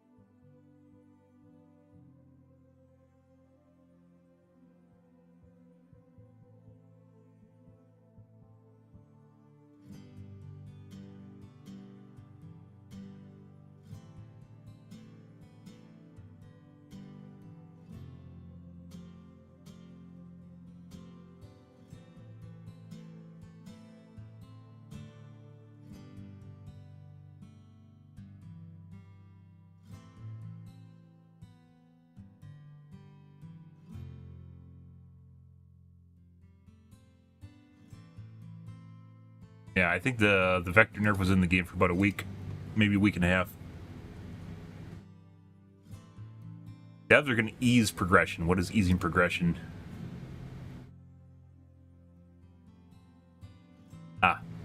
How fast do you level up? Between balancing changes, I think this is the same one. Spell class can use some DMRs. Personal defense weapons. These ranger armors. Chris Vector nerf. Medic will have 3 C4 instead of 4. Mine is 5. ACR is buffed.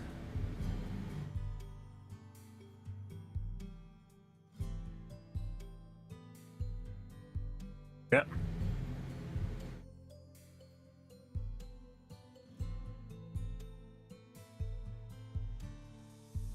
Lot to cover tonight, guys. Holy shit. Wasn't on soon enough.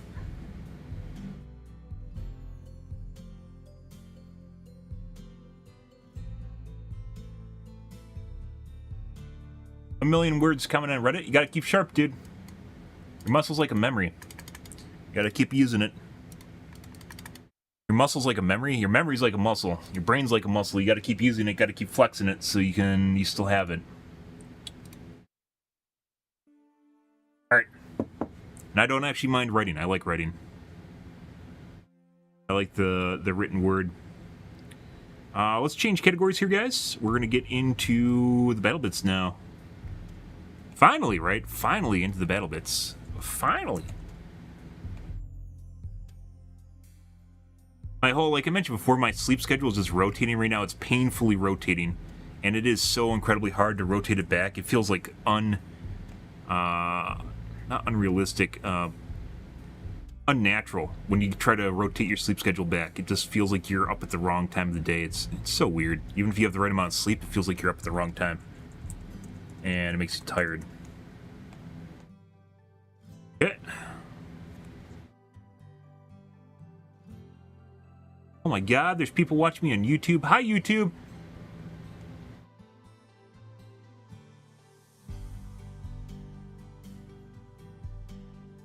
The b-b-b-b-b-biz. Into the b-b-b-b-biz.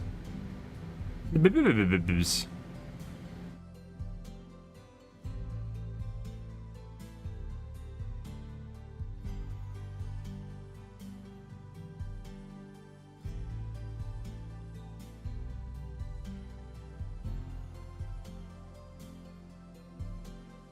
Even means Slain. You're saying words, but they have no meaning. Yeah, I'm gonna wash my coffee cup out, guys, and I'm gonna grab a soda, and then we're gonna play the Battlebits. 1 second.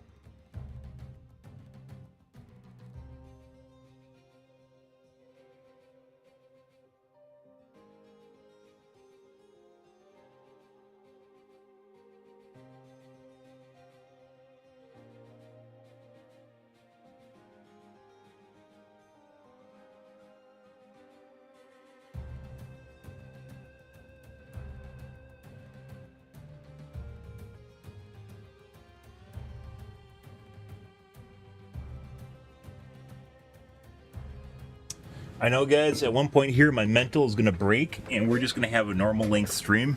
And I'm just going to say, fuck it, have a normal length stream, and completely fuck up my sleep schedule.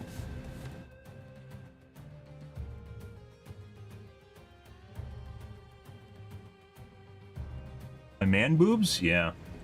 You can suck my dick, Slain. Metaphorically speaking.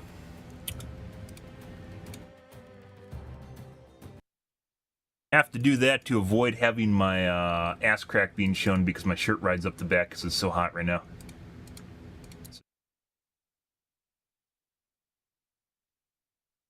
Time for the Bubba guys.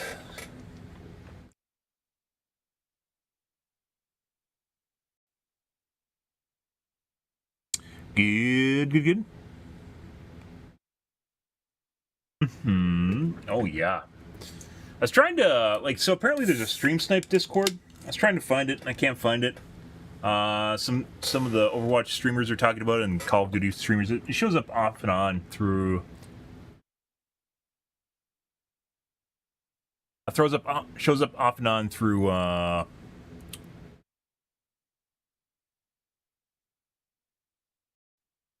last couple years, and I can't find it for the life of me. It's hidden somewhere, which is probably why it still exists.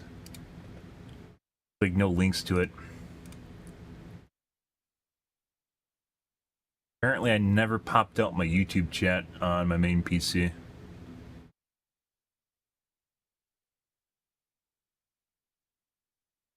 Second, guys.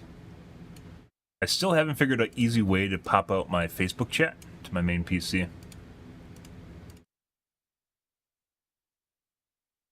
And honestly, you just combine all 3 chats. Like, you know, you guys show up here. That's with 3 chats open on my main streaming PC. I have to have 3 fucking chats open on my streaming PC, and they aren't open all the time either. It's not like one I could just keep open or links to it.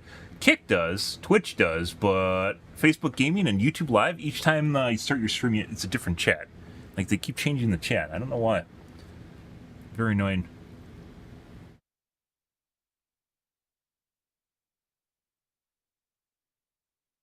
Personally, I wanted to see if I was even on there. Like, just check for my name. Get those, there's a lot of assholes that are following me around in Overwatch. Dead by Daylight was kind of manageable. I had different ways of managing that, one of which is just rotating my username constantly. That helped a lot. Rotating my username on Steam, like almost weekly, every couple days or weekly, huge help. But with Overwatch, you don't have that. There's no stream mode, there's nothing. Alright, what were we using? MP7 last night? Okay.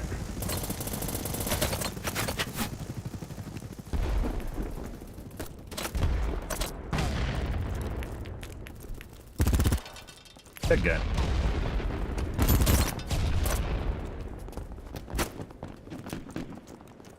Not an enemy.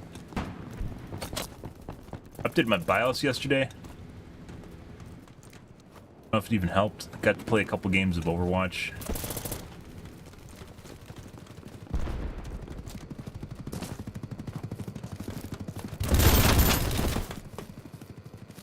Not enough.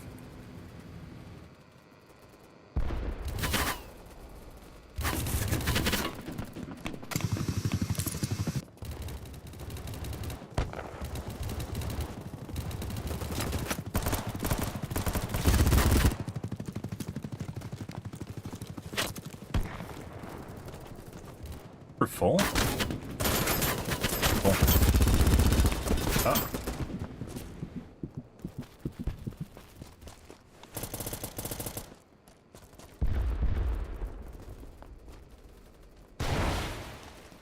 Feel that way. I don't know where they are. Maybe they're B to C. Let's go the opposite direction. Way is very minimal.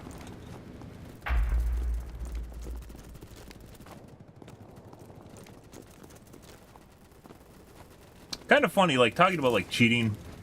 Speaking of which, speaking of cheating, which you guys didn't speak of, but speaking of cheating, as in cheating in my brain right now.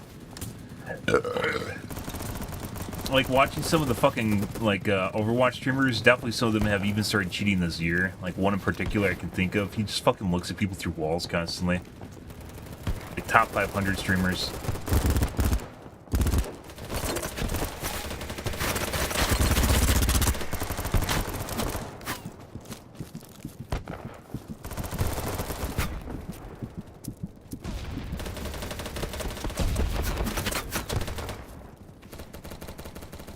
Fucking weird. I could totally get cheat. Like I could totally cheat at Overwatch and never get caught.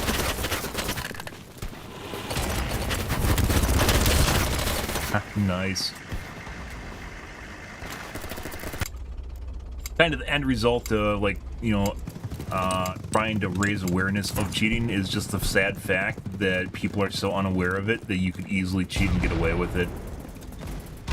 And just no one would give a shit. No one would care. Unless you're literally showing boxes on your screen, no one will ever think, like, you wouldn't convince people that you're actually cheating.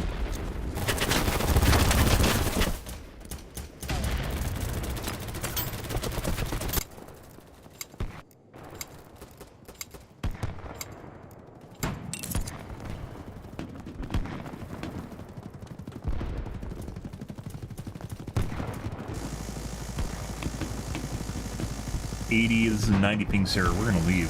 Not gonna waste one of my games on this. That would explain the weird reaction times. I don't think the ping's accurate in the game either. Next.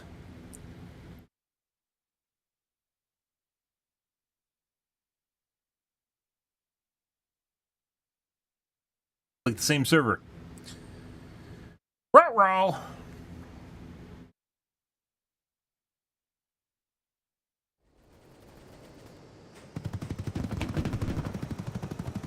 It is. It's on another team now. Now we gotta wait a sec.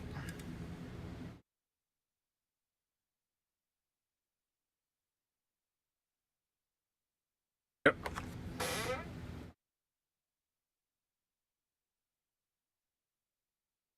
Hopefully get a different server now. Like, I'd rather play on a 30 ping, but I'll play on anything is probably over a 90. We got. I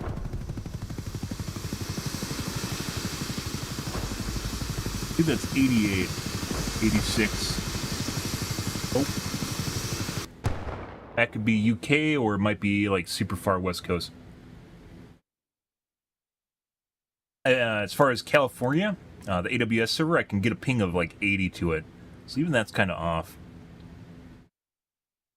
Normally, but they might not be using AWS. Yep. No 90s.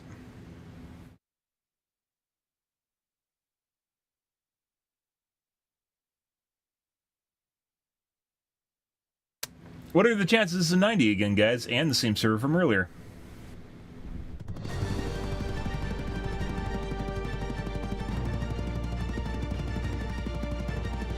$86.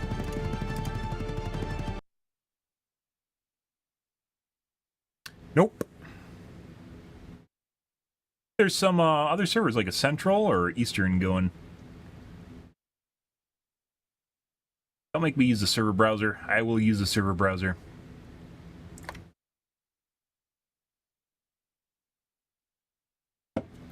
And fucking multi-aisle. Okay, we're gonna use the server browser.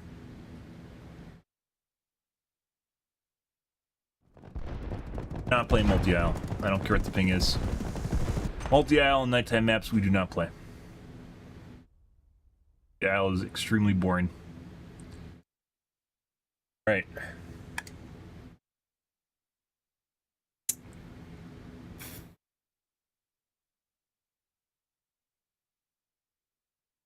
How do you wait in line? How do you join queue?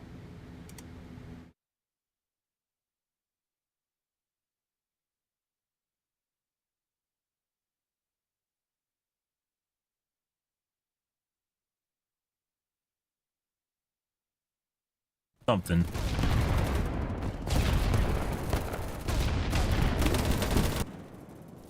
Okay.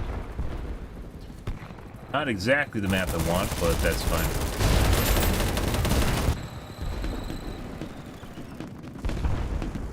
You guys are in bumfuck nowhere.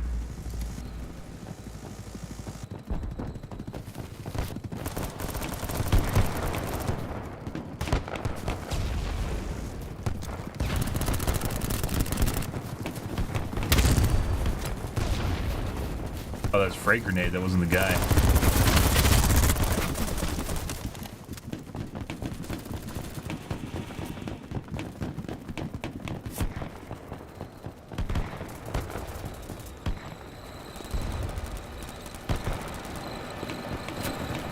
There's a guy upstairs. How much you want to bet he's cheating, guys? Very possible. That was a weird one. That was a headshot, too.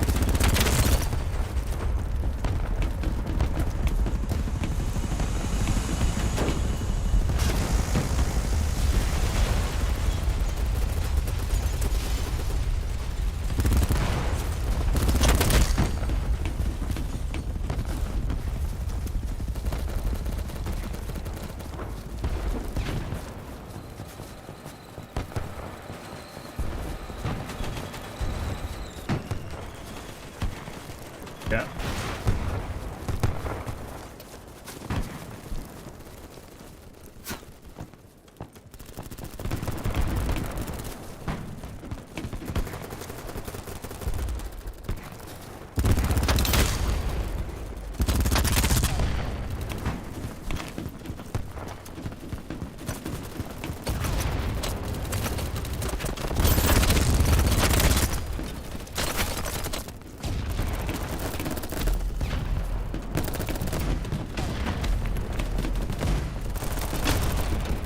Saw it too late. I know there's a guy following me too.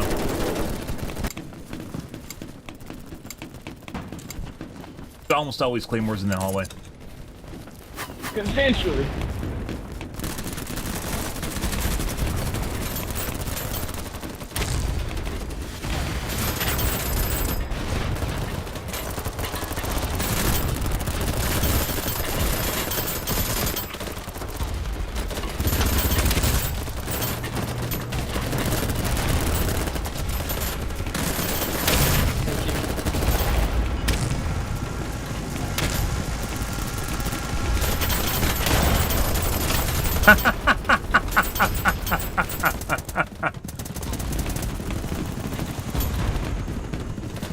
Nice.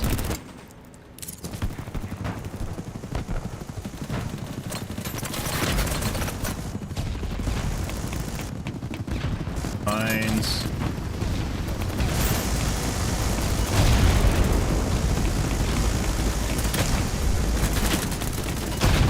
Oh, I blew myself up with the AP mine. No.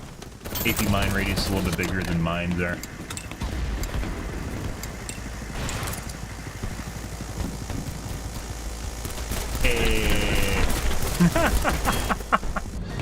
Ah! 16 and 4. Wonderful. That's a nice little jaunt. Hmm.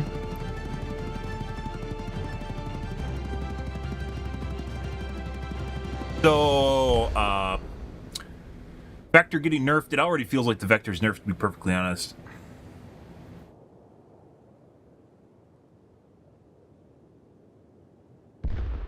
Anything except multi-isle or night maps.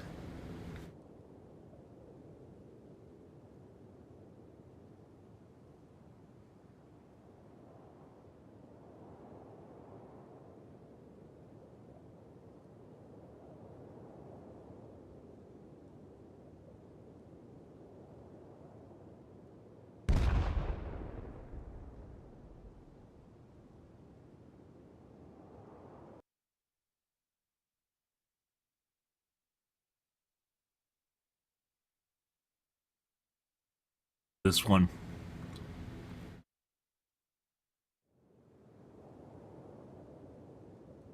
Like this.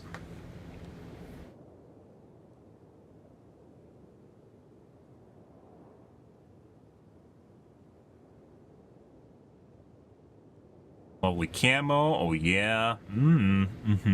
Okay. Does feel like the MP7's better. Let's try the Vector. I feel like MP7's better than Vector now. We're using the Big Mag because it felt like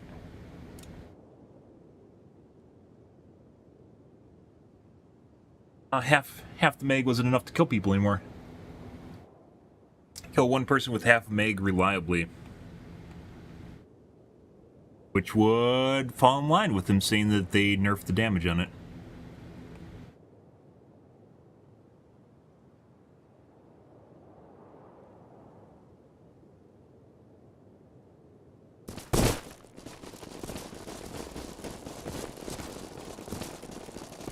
Wait for them to push in.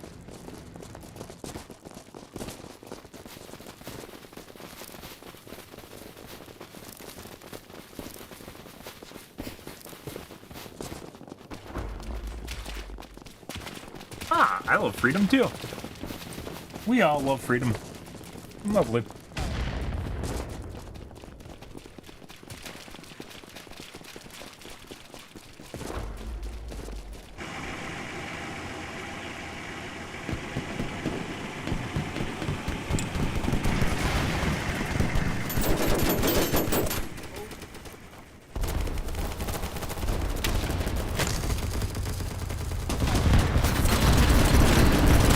someone blew up my C4. The fuck is that shit?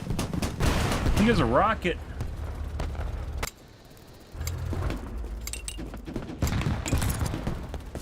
Asshole.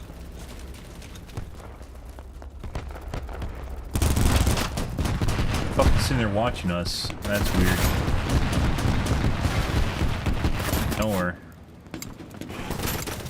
Let's go back to the main group.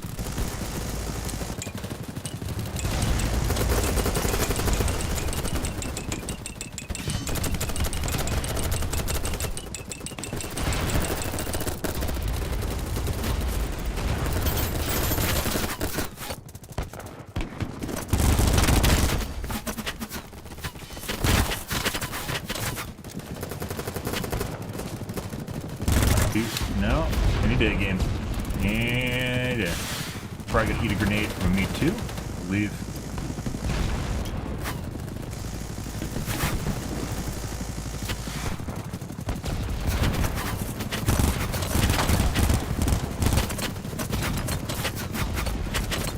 Pointless.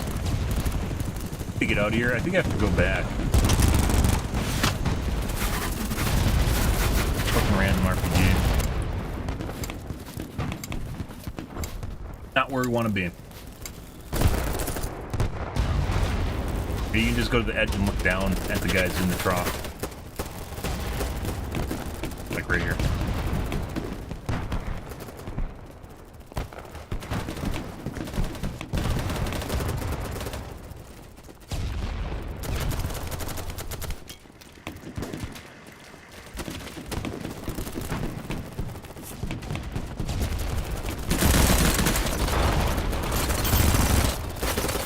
What? Thank you.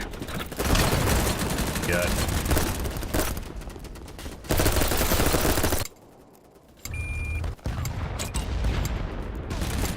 He shot at his friendlies in the stair. And I thought they're allies. I thought they're allies because they're shooting back. Or not.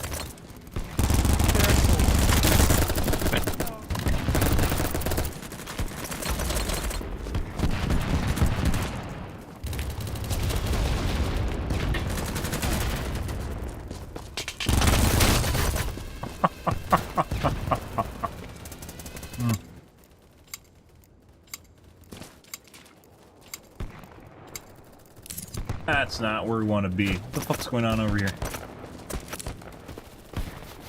I think he's actually on the coastline. We don't want to be there. Well, back to sea. I like how half the squad, there's like 2/3 of the squad wasn't even spawned. They're just waiting for other people to do something.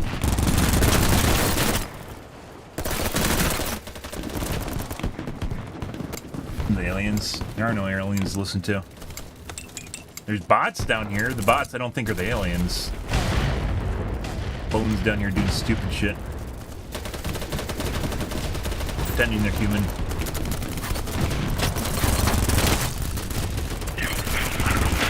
Like, look at all the fucking shots. It's like, I swear to God, it's like I have to shoot someone like for a half a second longer now with the Chris than I used to. So let's switch off the Chris. Let's go back to the MP5. MP5 also has issues. I think the MP5 is also nerfed. But it feels like they're changing this daily, so it might be different now.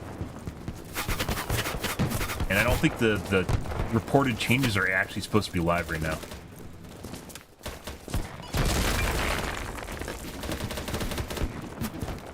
So, this is conjuncture, and I think the game stealth nerfs and buffs people.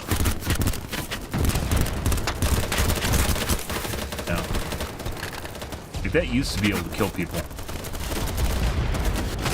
No, I died!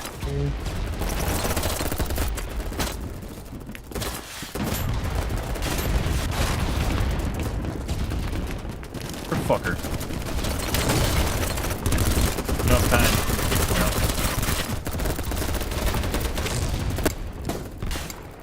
I don't think there's any way I would have actually been able to finish bandaging in there.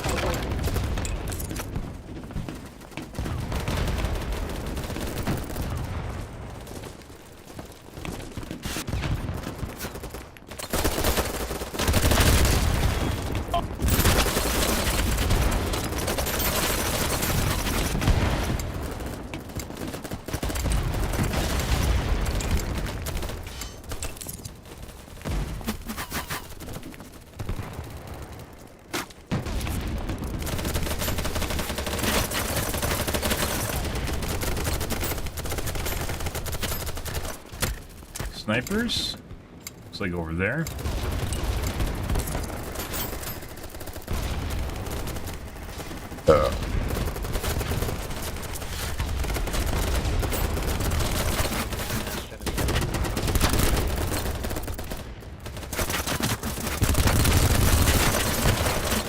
Did that kill the other guy? He's still alive! Like I said, I'm pretty sure they nerfed the MP5 as well.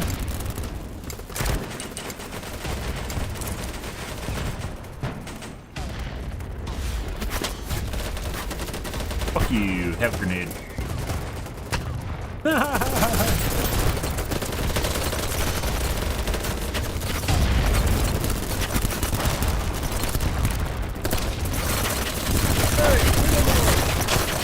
Oh my god, I should have ADS. Thought he's closer. You have to be pretty close to kill people with ADS, or with hipfire. Point fire, it's called point fire. I don't care. With hipfire.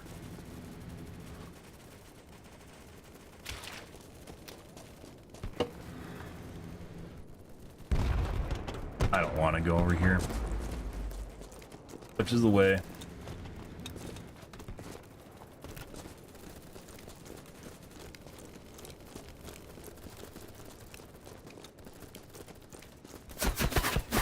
Yeah, that's a weird direction for them to be looking. Alright.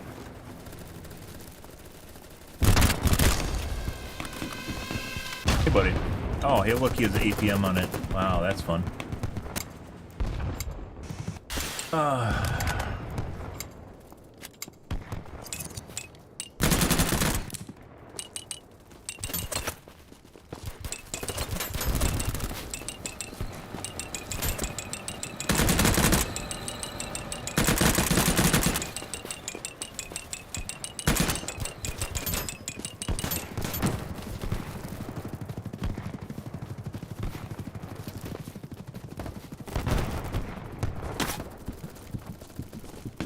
Sniper.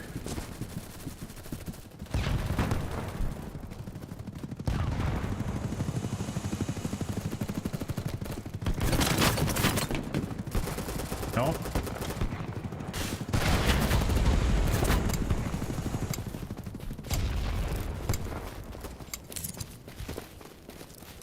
They added ledges here. I don't remember these ledges being here. Not be here.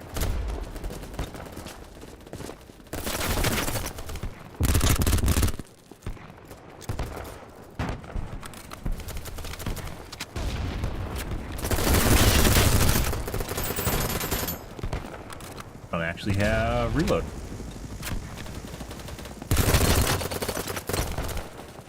That's weird. It looks like he skied while laying and moving to the side. Very weird. He knew I was there though. That's a nowhere. Lots of nowheres nowadays in the game.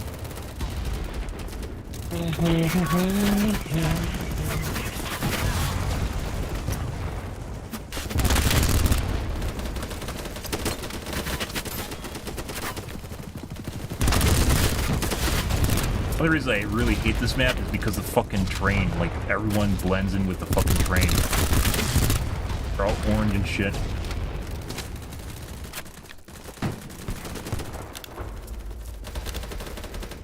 Don't hate, but I'm definitely starting to dislike. It makes it very difficult to see targets in a game. Where it shouldn't be hard to see targets at all.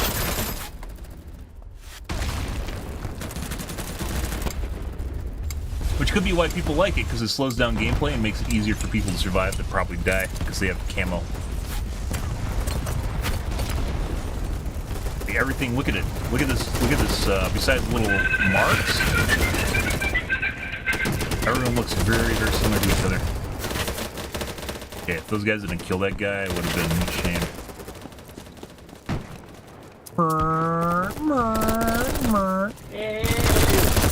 What?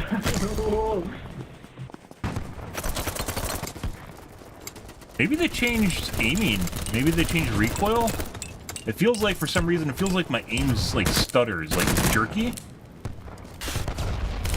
Where I'm aiming and like I go to aim to the side, and when I aim to the side, it's very erratic. That might be vertical recoil. I'm still trying to figure it out. That was once again like a. Jesus fucking Christ. Medic.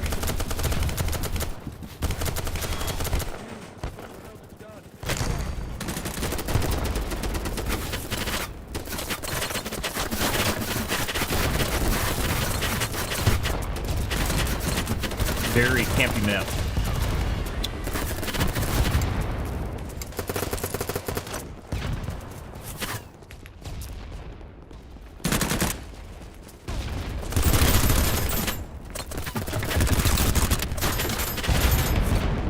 I don't know if they'll make it.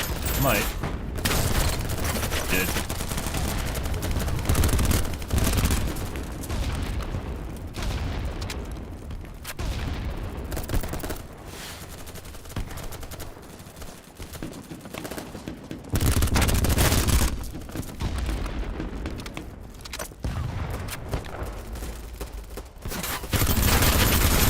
Look at all those fucking guys over there. Just like laying down, like looking over at this building. And they aren't doing anything. All they're doing is looking at this building. That's their entire life, is looking at the building I'm in right now. That's it. Like, two guys just staring at a building. Oh my fucking god.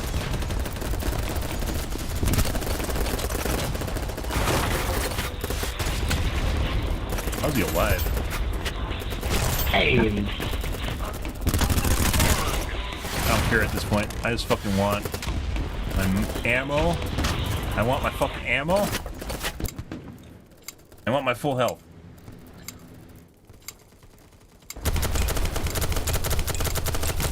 Like, this map was designed for people with ARs and fucking sniper rifles just to sit there and just like look at a field.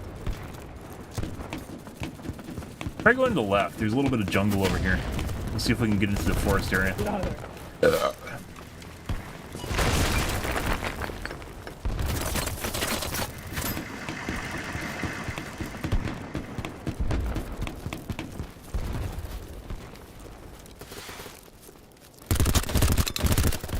Get those fucking armor hits.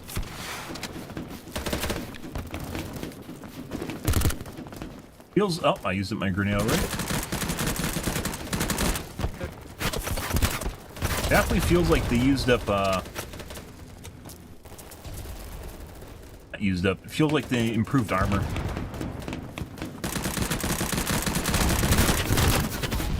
I'm not even the fucking guy shooting. Why are you shooting at me? Literally, bullets are coming out of the guy's gun in front of me for like 3 or 4 seconds. And they're looking at me. Why are you looking at me? Why are you looking at me? I wasn't even firing.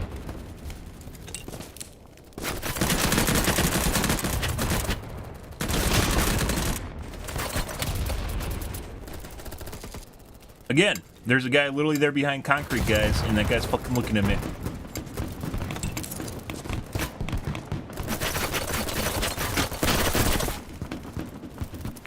How are there two guys? There's literally two guys by the fucking lumber, guys. Literally, there by the lumber. They're just laying on the ground, in the open, next to the lumber. Crawling up next to the lumber.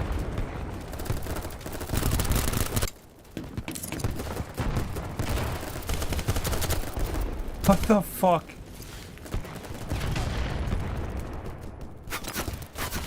Are they still here? Did they kill him? Yeah, they killed him. They killed him. Someone literally just threw a grenade right on my face.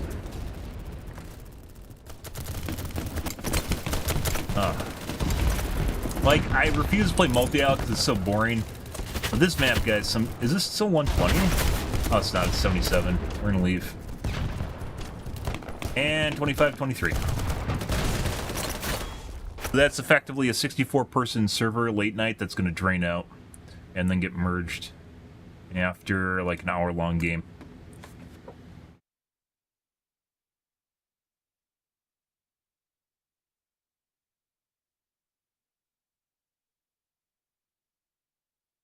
One of the problems, they definitely need to be more proactive with merging late night.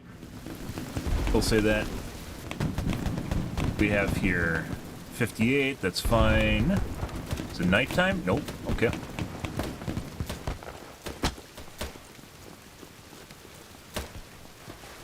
$92. Night.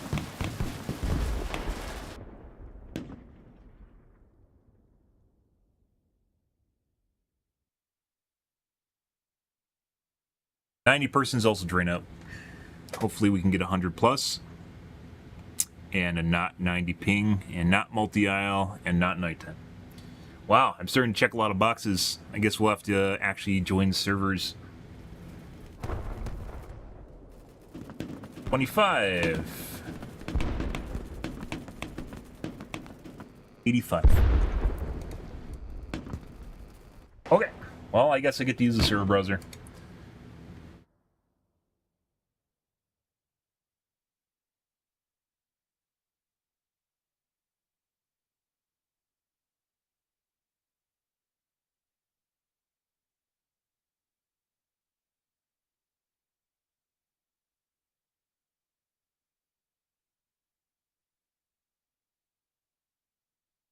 Why are some servers 180 person? 90 versus 90.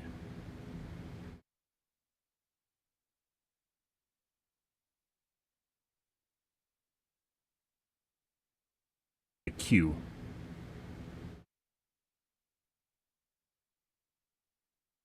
I know it's full. How do I join the queue?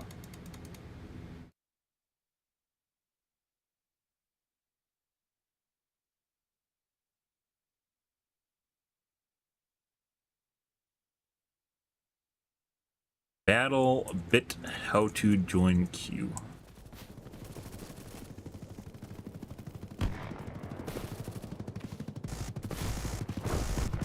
Bonded? Yeah. Alrighty. Lovely. Just watch this.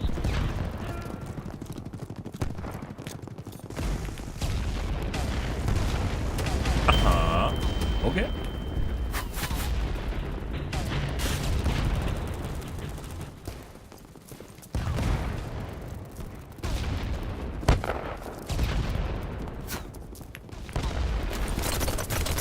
Friendly.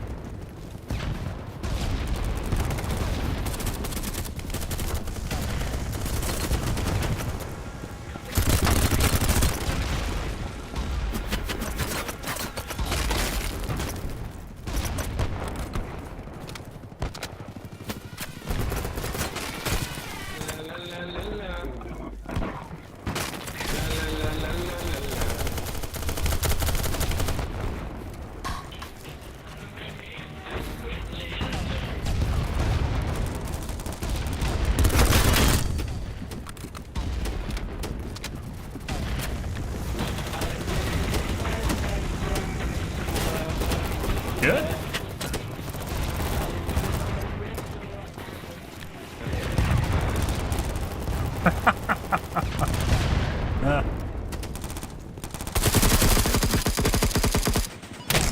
Good night. Look at you. Night. Good night. Night. Good night. Night.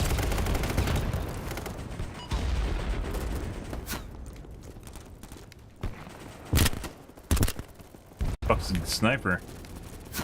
Definitely heard sniper.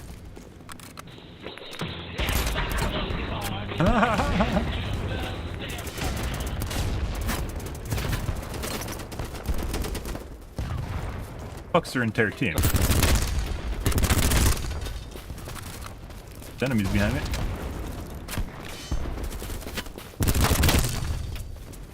Notice how much more fluid my gameplay becomes the lower the ping is? Weird, right? It's almost like they're very important in this game. Mainly because game uses projectiles. You guys didn't know that. Oh my god.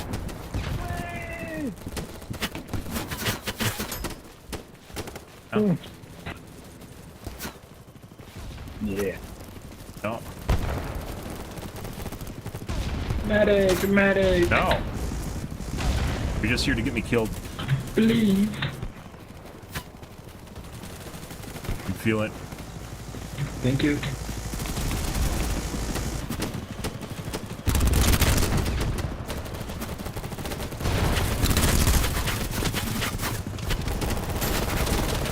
There's a reason I was laying down.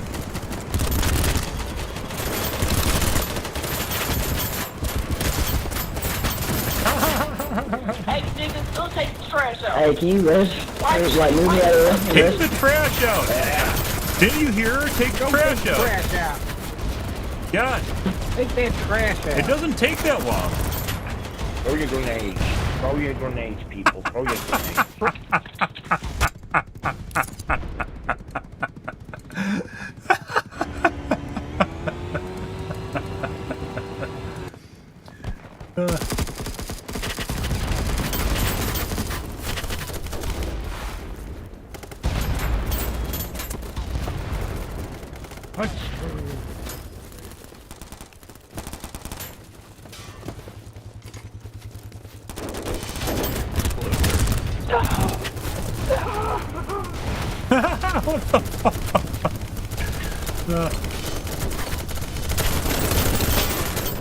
Dude, all those shots just went into that guy's brain.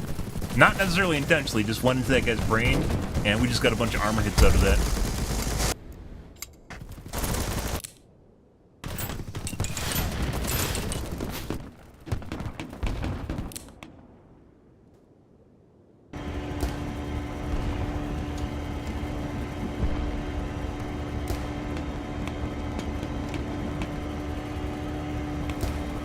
Good.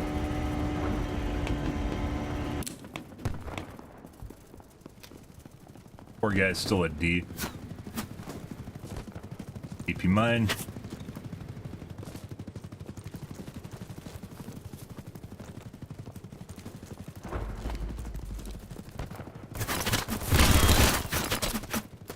Armor hits again.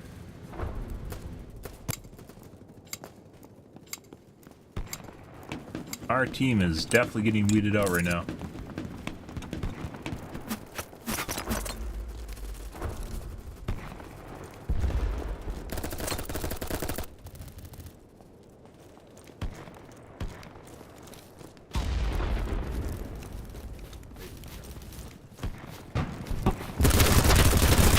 I didn't kill the guy I was aiming at. It felt like I killed him. I did actually kill him. Take back D. I like dick. I was actually gonna say I'm gonna give you the D. We already got C. Let's go on. Dude, they're fucking crawling across the bridge.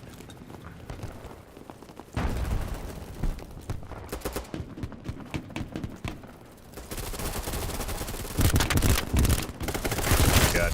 Oh, he peeked me. All I had to do was literally go around the corner, and he would have been fine.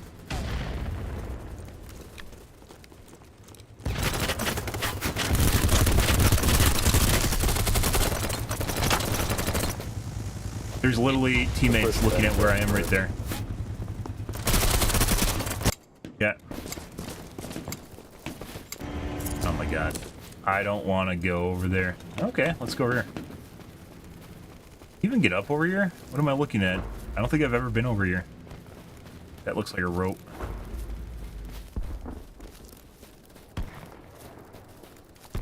From a rope?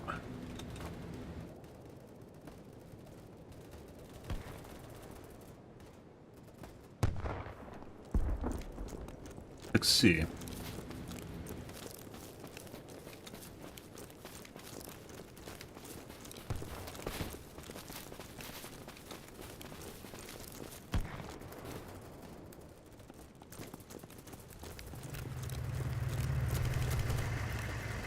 Enemy vehicle. I found the fucking 1 AP mine. Claymore. The fuck is that? Oh, I don't think he's gonna make it. I don't think he's gonna make it. Oh my god, made it.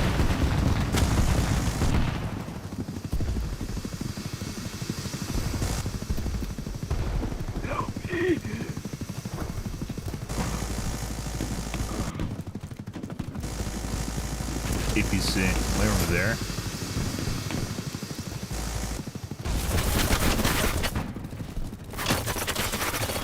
That wasn't that guy that shot me, that was the helicopter that was shooting me and almost killed me.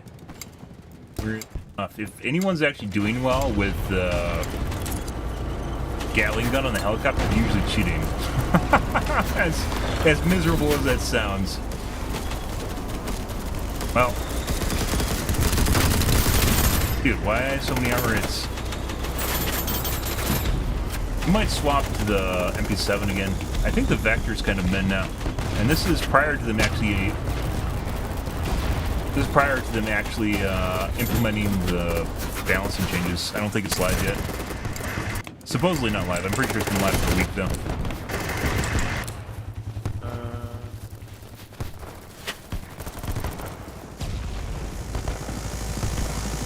No, let's not go that way.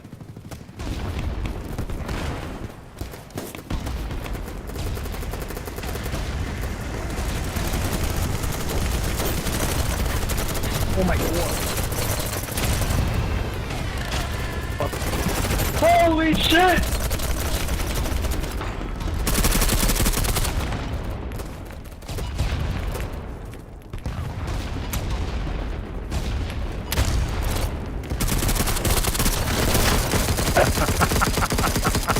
Oh yeah!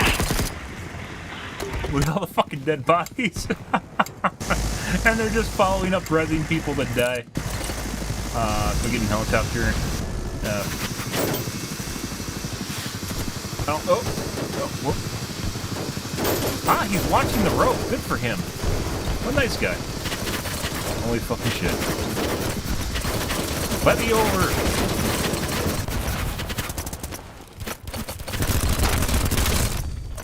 Dude, that took so many fucking bullets to kill that guy. We're going to heal them.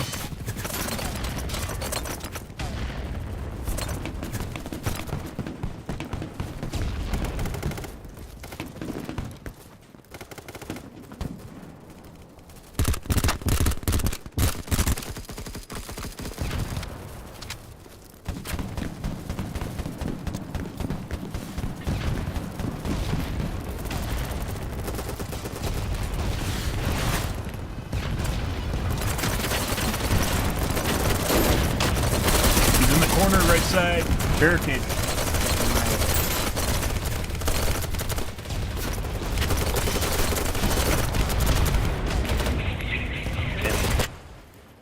Alright, let's go back to the MP7. Still not a fan. We might even, let's try the PP. Let's try the PP. It's been a while since I used the PP.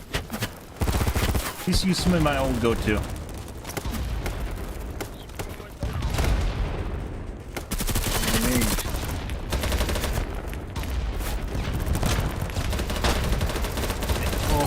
First.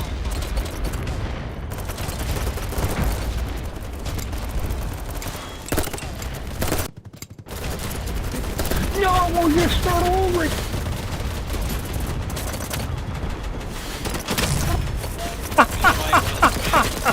How the fuck did he just cross-kill me? I blew them up with C4, and then he killed me. That's fucking weird. Not quite as fast as the other weapons, though.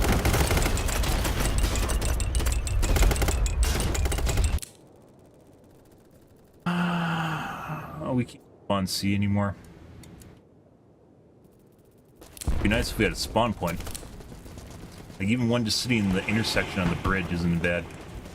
Okay?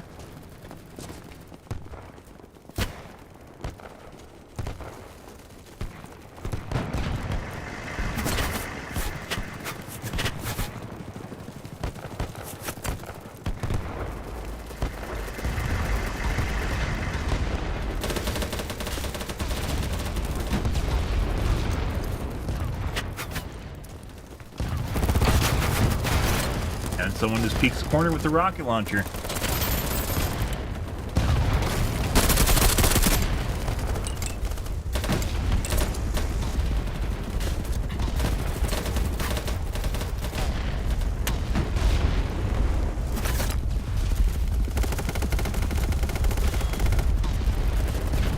I just heard a guy on the other side there. Is that a guy right there? That is totally a guy right there. Bandaging.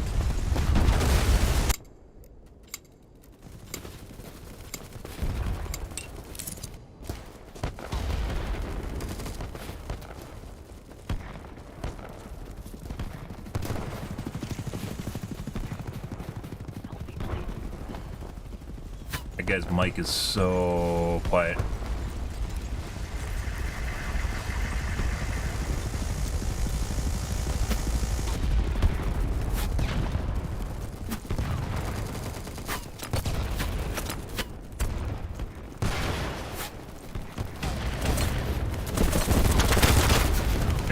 behind me.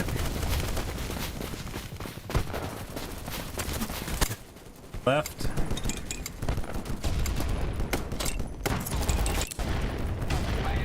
Drop.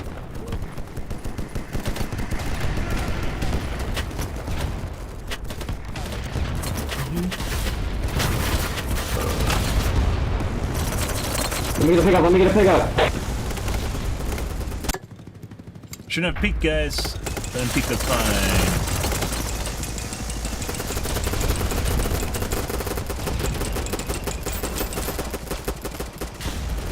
Grenades.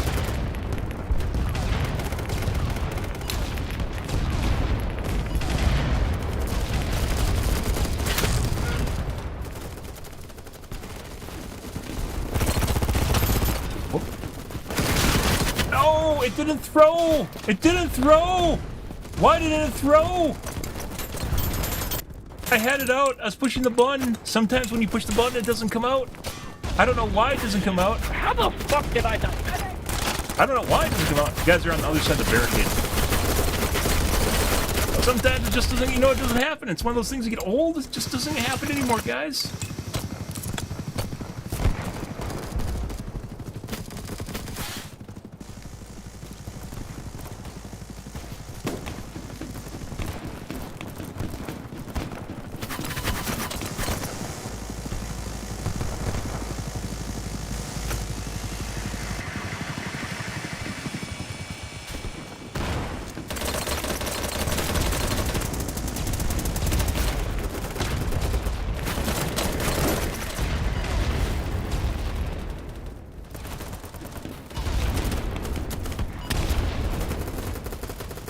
No!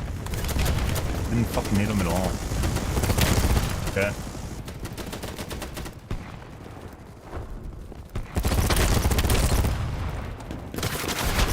Another guy.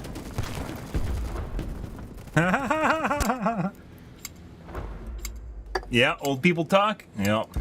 Not even that old. Not even that old. And oh. Yeah. I get.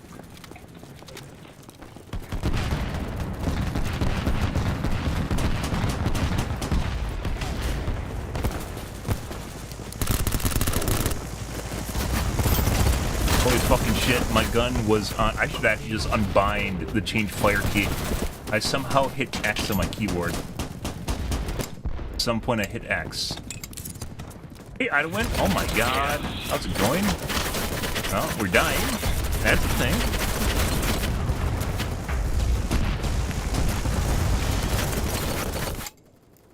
Doing stuff and dying.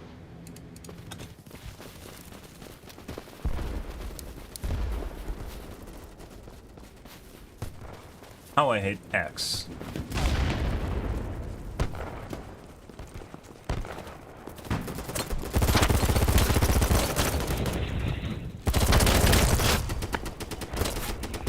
Got shot by another guy behind me. The fuck is that?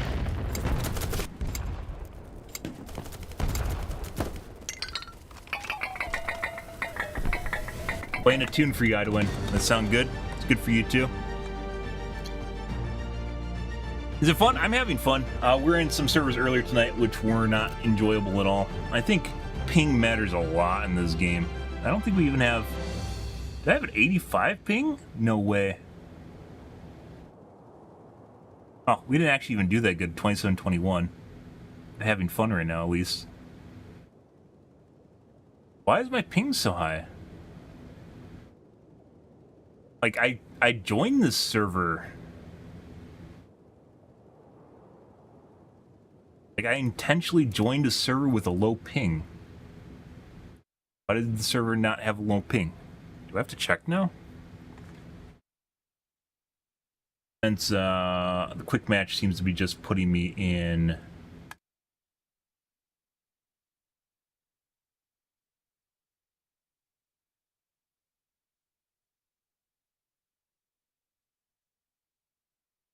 I don't understand why some of these servers are 180. There's no 180 game type that'd be 90 versus 90. Maybe they're cycling down the player counts for Actually, looking at this right now, it looks like a lot of the servers are just...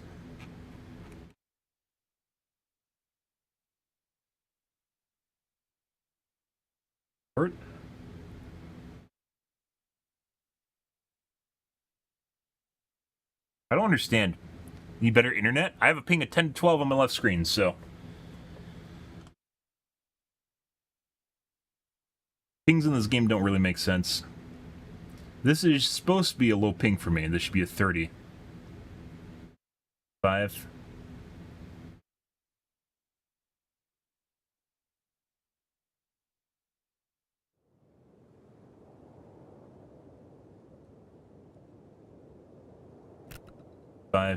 It's not bad.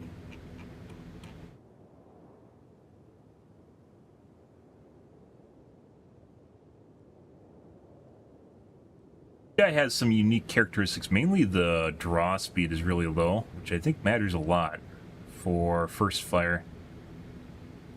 Really low run speed, but that's because I swapped something out. The run speed is not accurate, like 0.76, and then comparing it to like an assault rifle, this is not comparable.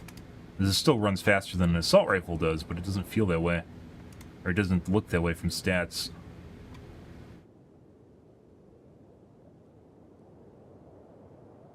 Very weird.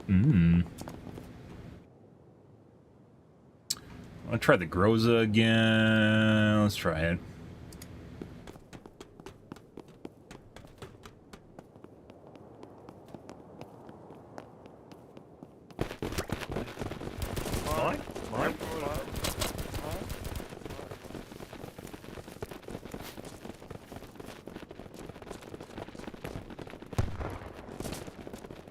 Like, this is supposed to be faster, run speed-wise, faster than the PP2000, but does not feel that way.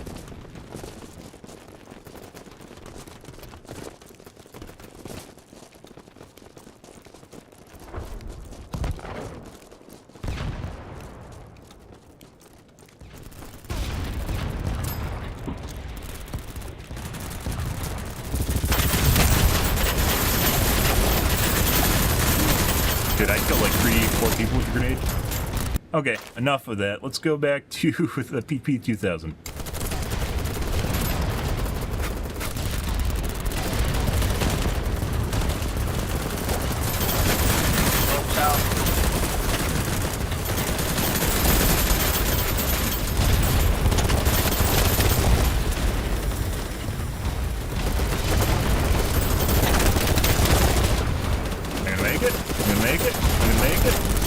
Hey, buddy.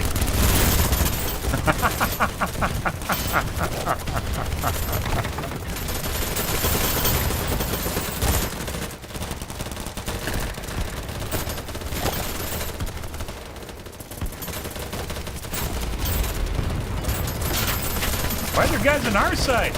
The fuck is that?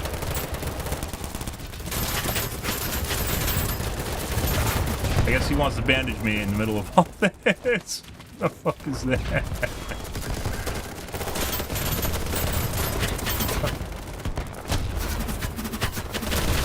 Oh, I got hit by support.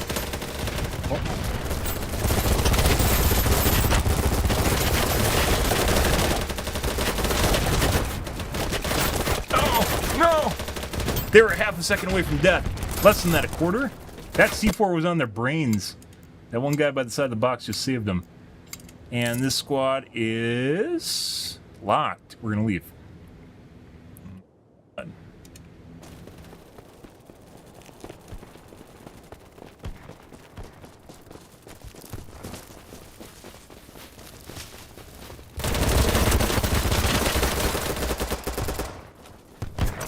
Out of all that shit, why am I the one getting shot? I'm neither the guy in front, nor am I the guy shooting at the guy below. Nor am I the guy in front shooting at the guy. Why am I the one getting shot? I'm like a bullet magnet, I just attract bullets. Can't be stream sniping, the fuck is that shit? Same way like in large scale FPSs, it always turns out that way.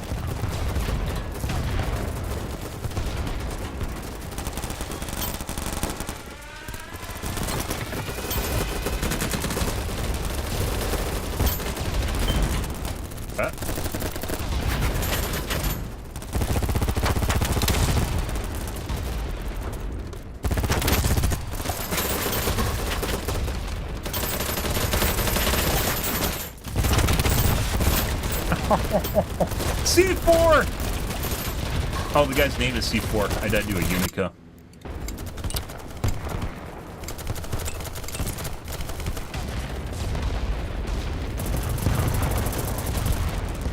Gonna take a little trip. No, you're not. Might have actually.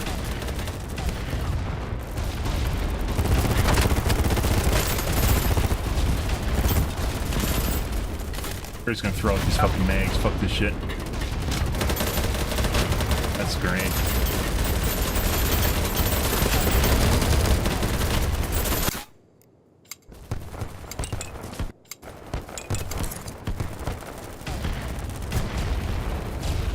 Let's go up top.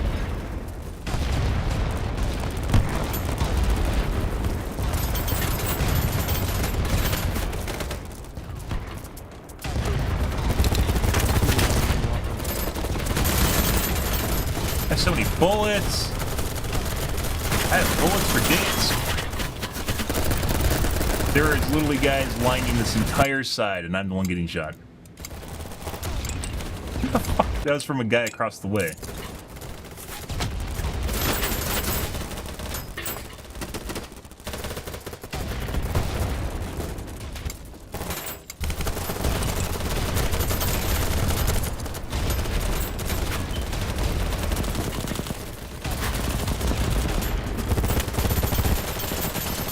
Peek there. Yeah, always fucking peek. Should have C4 in the room. Normally, they push you, right? That's why I didn't actually C4. Normally, they push. They didn't push. They just sat there like bots. Literally just beep booping back and forth in front of me. Oh, God.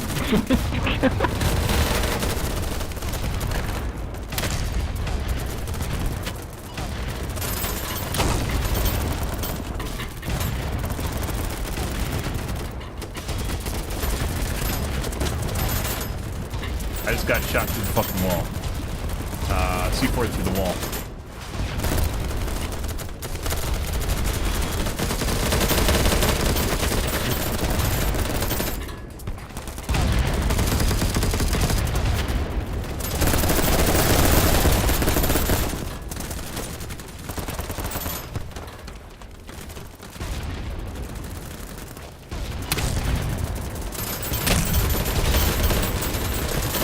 Out of.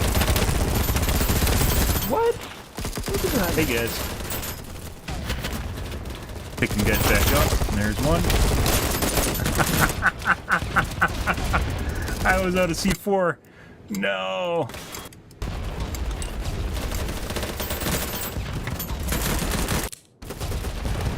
If I can spawn, I can't spawn on D1.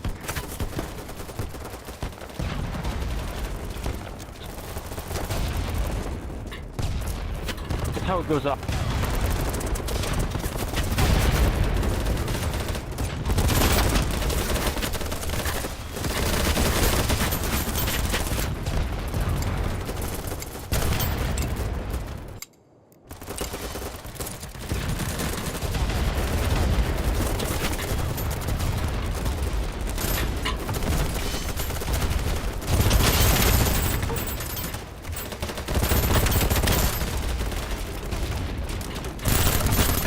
Fucking nowhere.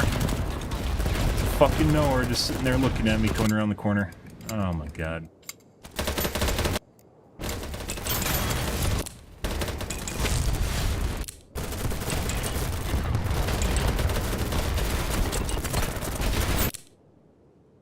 Yeah, well that sucks.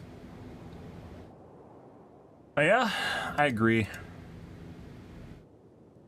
Oh, sucks. On a hotel.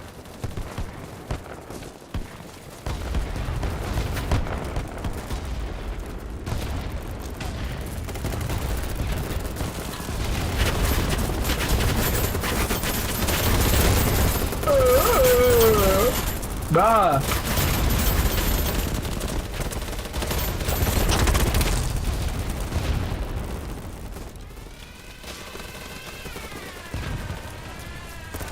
Yo, penguin, get out of combat.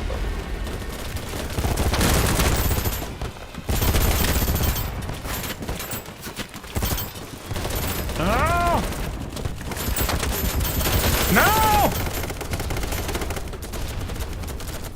It also feels like they nerfed the pistol's been nerfed. It used to one-shot like all the fucking time. Now it doesn't do that anymore. Like I said, there's like, it feels like there's weapons that have crit value on them, where they'll just like insta-kill someone unrelated to a headshot, which is the whole reason I've been using that pistol, is because it seems to insta-kill a lot.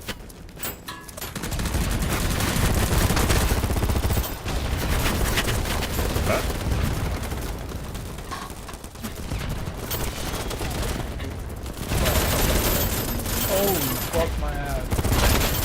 Stay please.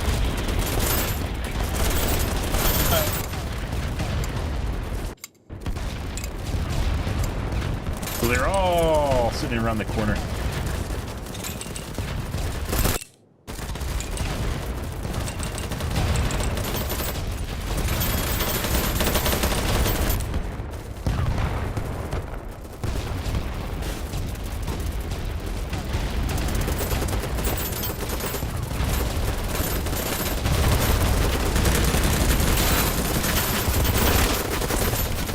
Let's go around the other side.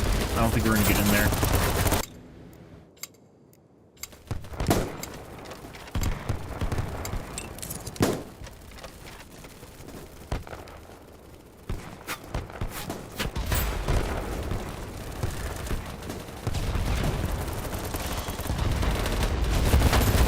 What the fuck? That guy has some pretty fucked up movement. On this one.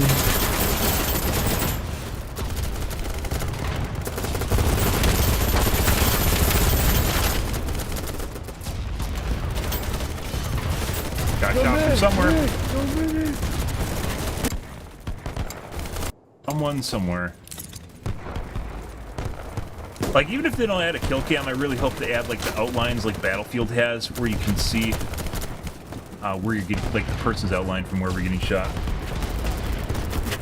See how bullshit shit is in distance.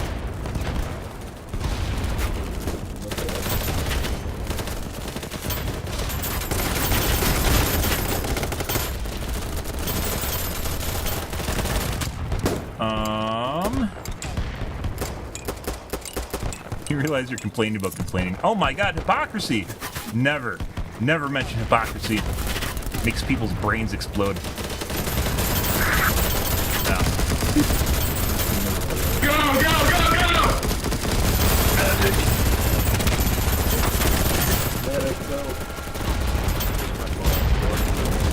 I had to keep going. Sunny, take that. I had to keep going.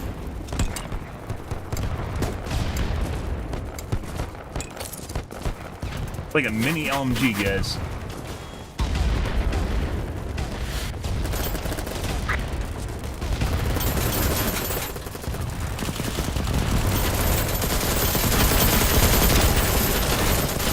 On the other side, I should see for that.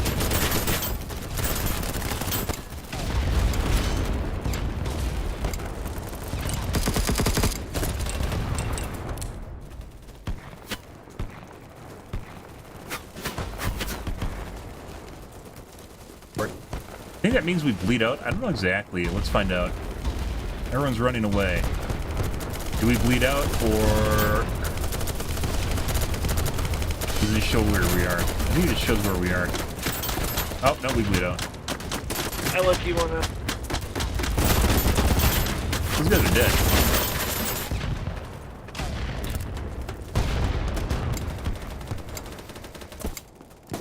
Thank God we're not at the boat anymore.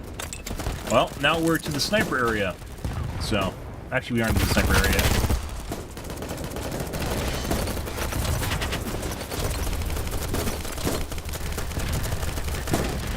Get your med kit.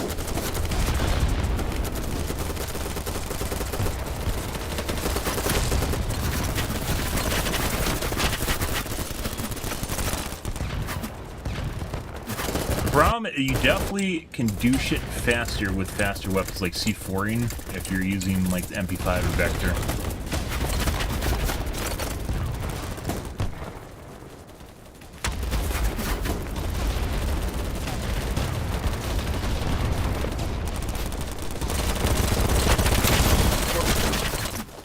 That was, see, now I needed C4 right there, and I didn't have C4.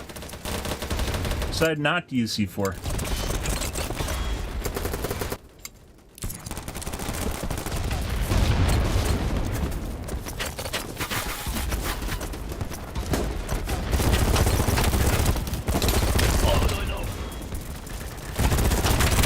That's a rocket launcher. Lucky I didn't have the right gun up, Pete.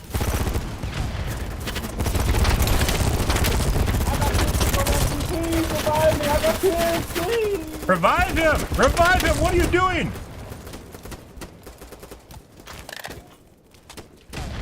Fine. Okay. What the fuck?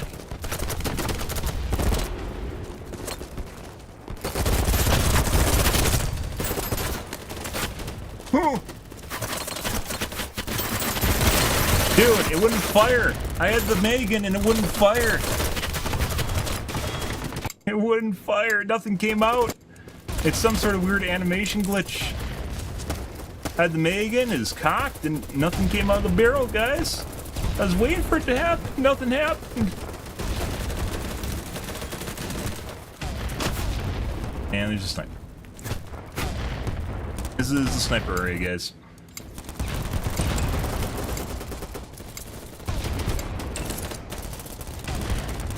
Some people you can totally tell bullet sponge harder than other people. Like some of these guys are just like instantly killing, and other guys, no dice.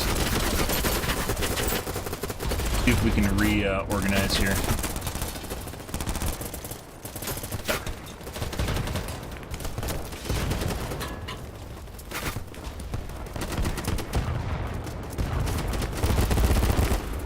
That guy's dead. That guy's alive. I did a slow reload. I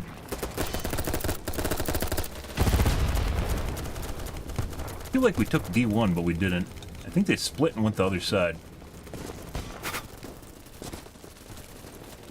Generally on these maps, you don't actually push back. Like, it never actually happens where you take points back, ever.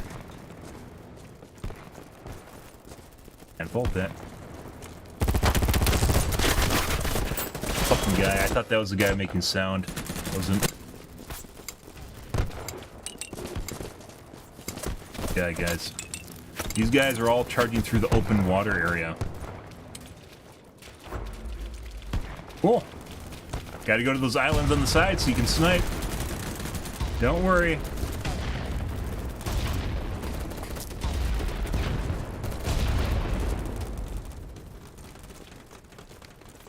We're all teammates.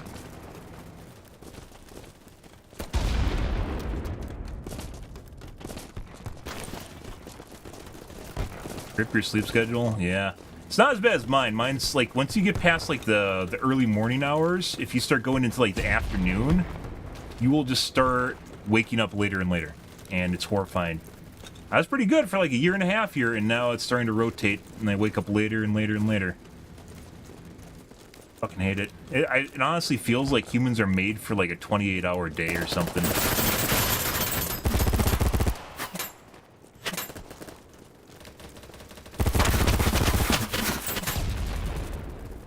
Get in my spot where I was peeking out. I'm gonna stay on the boat. You guys will tap the other sites. They have C2. I don't think they can spawn in C2 though.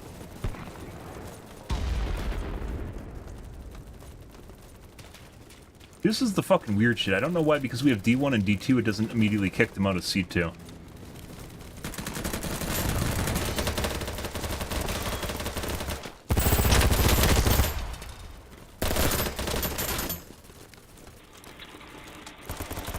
Kid's got talent.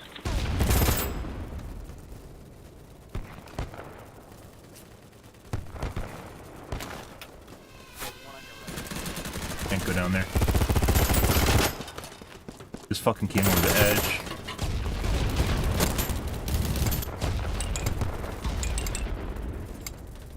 All the things, I was looking for a crate to drop down on. I think there's one behind the boat if I remember right.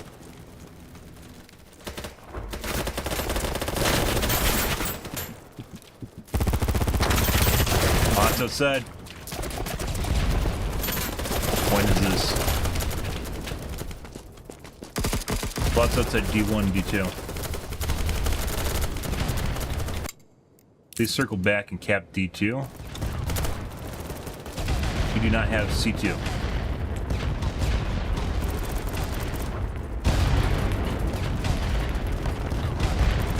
You're fucking god.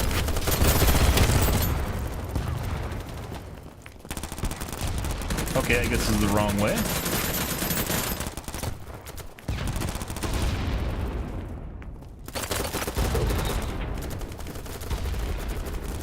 Not build here.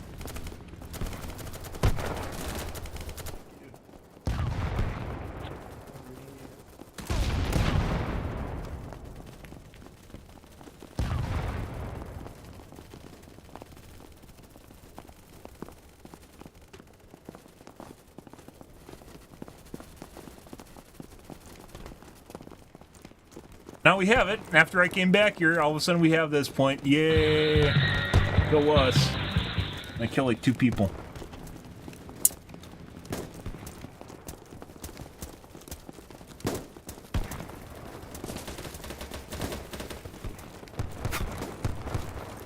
But I think they keep pushing around the left side there, because I'm not there.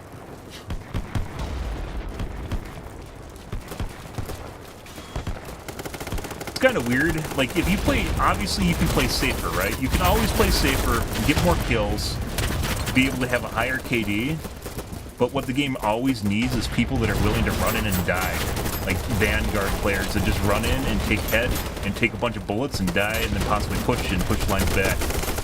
And when your team doesn't have that, you just lose. It doesn't matter, it's like MOBAs, first-person shooters, the same shit. You always need people that are willing to push. And if you don't have people that are willing to push, it doesn't matter what your fucking KD is. Got your minds.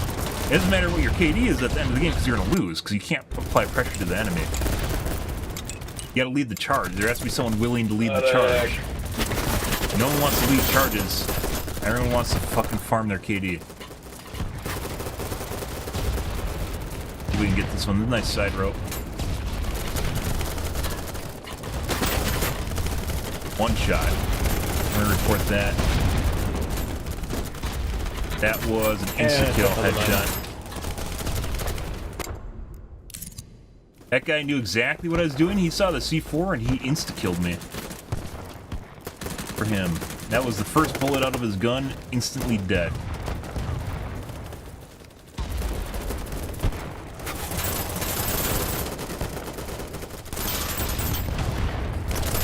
Try this one.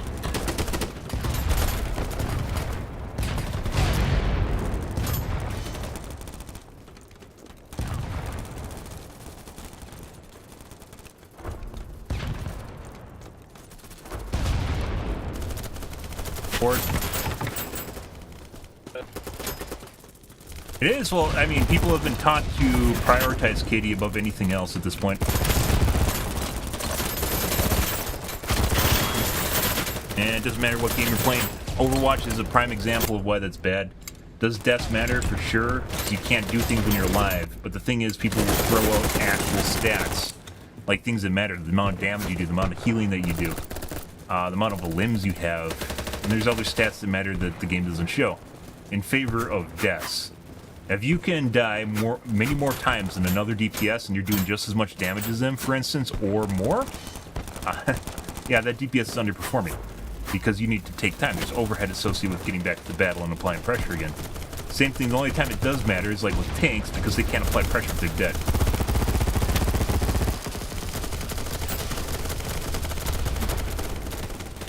But people don't parse it that way. They're taught by content creators that deaths matter more than anything else in the game. And they don't, there's not even KD in Overwatch.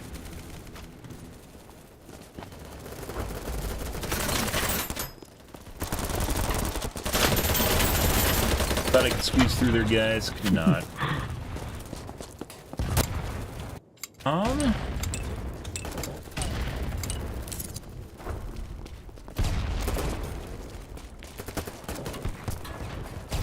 Too fat. That's what she said. Fucking god.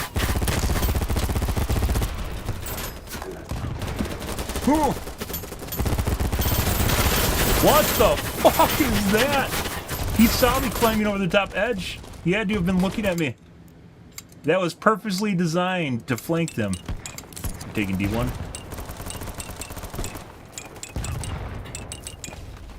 C2 again. I don't want to go back to C2.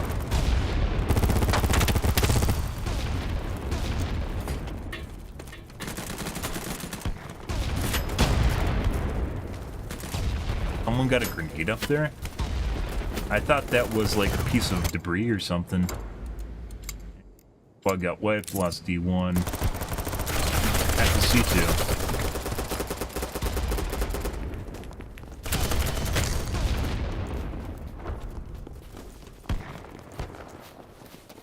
I don't know what the insides exactly look like in here. I don't know where they camp. I thought it was up here.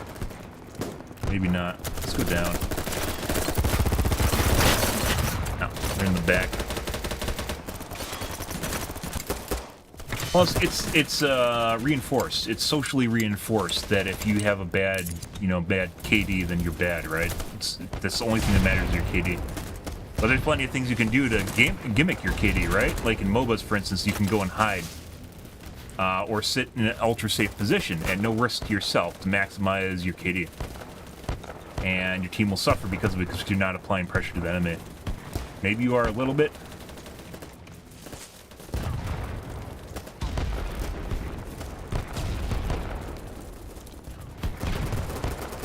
This is not the same thing as being at the front trying to push into them. Yeah, it looks that way. I normally see people at the top ledge inside the building. Oh my god. That's not good. Oh my god. Oh. Medic! Robo guy.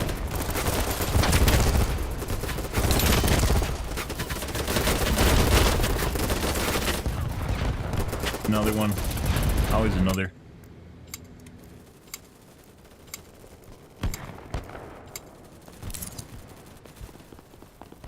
Well, I guess we're back here.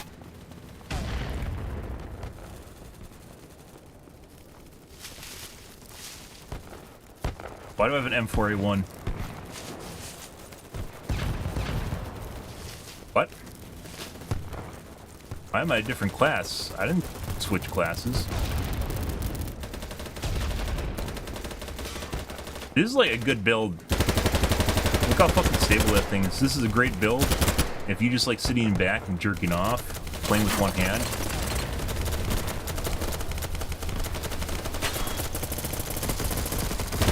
Like sit back there and get some easy picks, throw a grenade, go back. It's not the way I like playing though.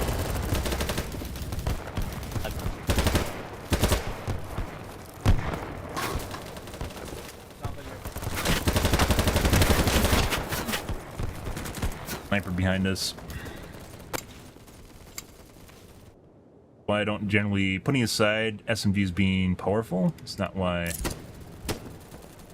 I got kicked out of the squad. For some strange reason, I got kicked out of the squad. Okay. I guess it's doing too good.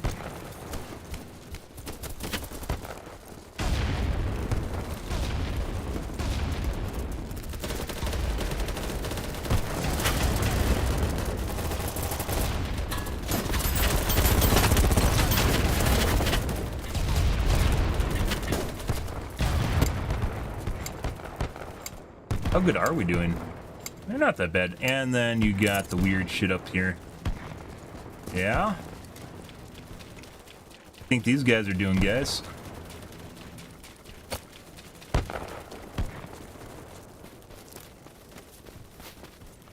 Oh yeah? What do you suppose is going on up there?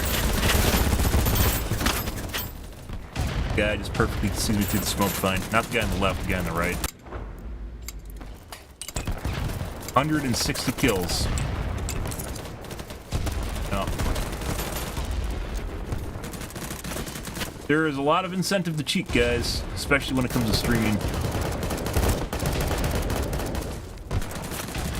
That's pretty fucking crazy. Like, there's only so many people you can fucking see to kill them, even if you have an aimbot. There's only so many people to see. If you have a wall hack, that completely changes everything, though. Absolutely, completely changes everything. That's why I said, like, you don't even need an aimbot in this game. You just need to have a wall hack. It's true.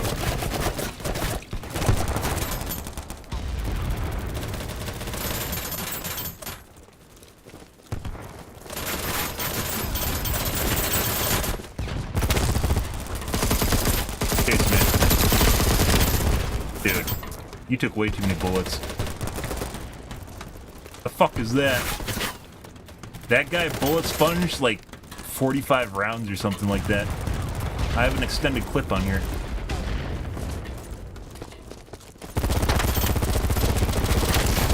Okay. And I just missed a bunch of bullets. Missed a bunch of bullets on that guy. Oh my god, we pushed him out. Look at them all run. Where are they? Right side? Right side.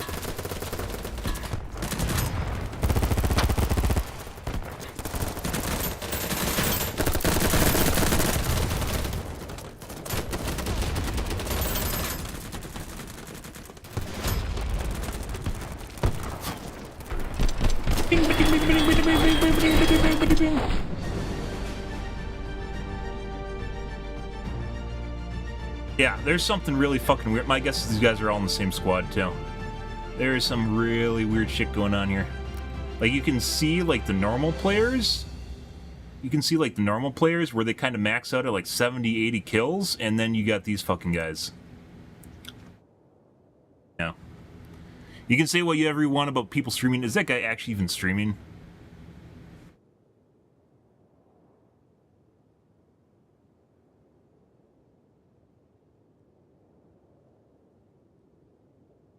No, he's not. It is a streamer that doesn't stream. We're going to report him for cheating. It might not even be the guy either. This could be someone else. So, we've talked about this. This isn't really such a big deal anymore. That guy doesn't even stream. This isn't such a big deal anymore. Back when we played Dead by Daylight, people would use Twitch names, or whatever streaming platform. It could be Kick, whatever. They use Twitch names as a sign of authority. So, or not authority, validity. So if you see their name and you see Twitch behind it, you're like, oh, that guy's streaming. Obviously, he's not going to cheat, right? That guy's not actually streaming. He doesn't stream. He doesn't know VODs. He has nothing on his channel. He has 300 followers. So you, oh, you know, that guy obviously doesn't stream, right? Let me see if I can check his Twitch profile. Oh, he streams, so then you're not going to report him. It's a fallacy. It's a logical fallacy. Well, you assume that because they're a streamer, they aren't going to cheat. Putting aside the fact that streamers do cheat, that guy is basically just using Twitch in his name as a way of... there's a bunch of them in there. I should report all those guys. Are they, like, I'm not banning people. Do they look into it? Yeah. Like, the problem, like, AI anti-cheat really needs to be a thing in this game. Putting that aside, like, when I went in there to talk about AI anti-cheat, there's, like, a bunch of people that were literally just fucking sitting there, like, they're not sitting there. There's people complaining about bans. They have moderators looking at clips and shit because there's not enough staff to do it. Yeah. So if people get enough reports, they definitely get looked at. But it is a manpower process, and there's only 3 developers. And I surmise that that's going to fall off. The one thing that's really going to kill this game is 100% cheating. But anyways, back when I played Dead by Daylight, and obviously even if you play Overwatch, it's bigger in Dead by Daylight because you, there's very sus individuals in that game, but also in Overwatch, but usually they actually stream. But in the case of Dead by Daylight, they would put Twitch in their name, their streaming handle in there, and you look at their channel, they would not be live, almost never be live, and then they almost never stream either. Like, if you look for VODs for past broadcasts, there's almost none of them there. And what I found out was basically people would use it as a way to deter people from reporting them. Yeah. And I didn't even think about reporting that guy. I was like, oh, he must be a streamer doing some stupid shit. Like, I was hesitant. And then I looked up his channel. He's not streaming. He's not streaming. He doesn't stream. No past broadcasts. Yeah, so most definitely that guy was just using Twitch as a way to avoid being reported. Like, even putting that aside, all those guys at the top of the list probably should have been reported. It's one thing if you get like 120 kills or something. Like, I think some of the bigger streamers will get near 100 kills. Like, Sure4 I've watched play, and he's definitely sus at times, but he gets around 100 kills, maybe 110 at most, and that's like top end. And that last match, we had people with 180 kills. Yeah, like, you just literally, you don't even fucking see these guys. Like, there's only so much fodder you can run into. The amount of people that you visibly see to kill, you eventually just reach a threshold where you just don't run into people. Like, you don't see them in time and you die. Like, because you don't have a wall hack. Like, I'm just going to get flanked right if I push in. But those guys, no, not in any way, shape, or form. Yeah, like I mentioned before, like, the one thing that will definitely kill this game, putting aside balancing issues, putting aside lack of new content, is 100% cheating. It's the same way with every large-scale FPS. And I bring it up on occasion because it really does matter. Because the one thing that really ruins fun is cheating, where you just start getting binged by someone you never see. They're just always ready for you coming around a corner, shit like that. They're just always in the right spot, looking the right direction. Yeah. And people don't realize that people cheat. They don't need to, and in order for cheating to ruin things. They just realize they aren't having fun anymore, and then they quit. And then all of a sudden, all that you're left over with are the really hardcore, crusty players and the cheaters. Which is a lot of the large-scale FPSs, like Battlefield, for instance, dies to cheating all the time. Battlefront was a good game, still a fun game, but ruined by cheating. Battlefront 2. We're going to call things here for this evening, though, guys. Enough talking about cheating. Dat has to go to bed. Do has to go to what did do has to go to bed. You know, I have to get something to eat here too. Oh, I was supposed to put a lasagna in. What server am I playing in? That's a secret. I don't tell people what server. People try to stream snipe me anyways. Also, hello from Facebook, mind you. Hello if you're on Facebook. One of the few people watching me on Facebook. Did it actually show up in my chat?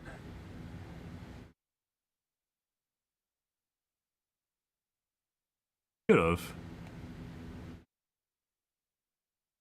Oh, it didn't show up in my add-on. Why did it not show up in my add-on?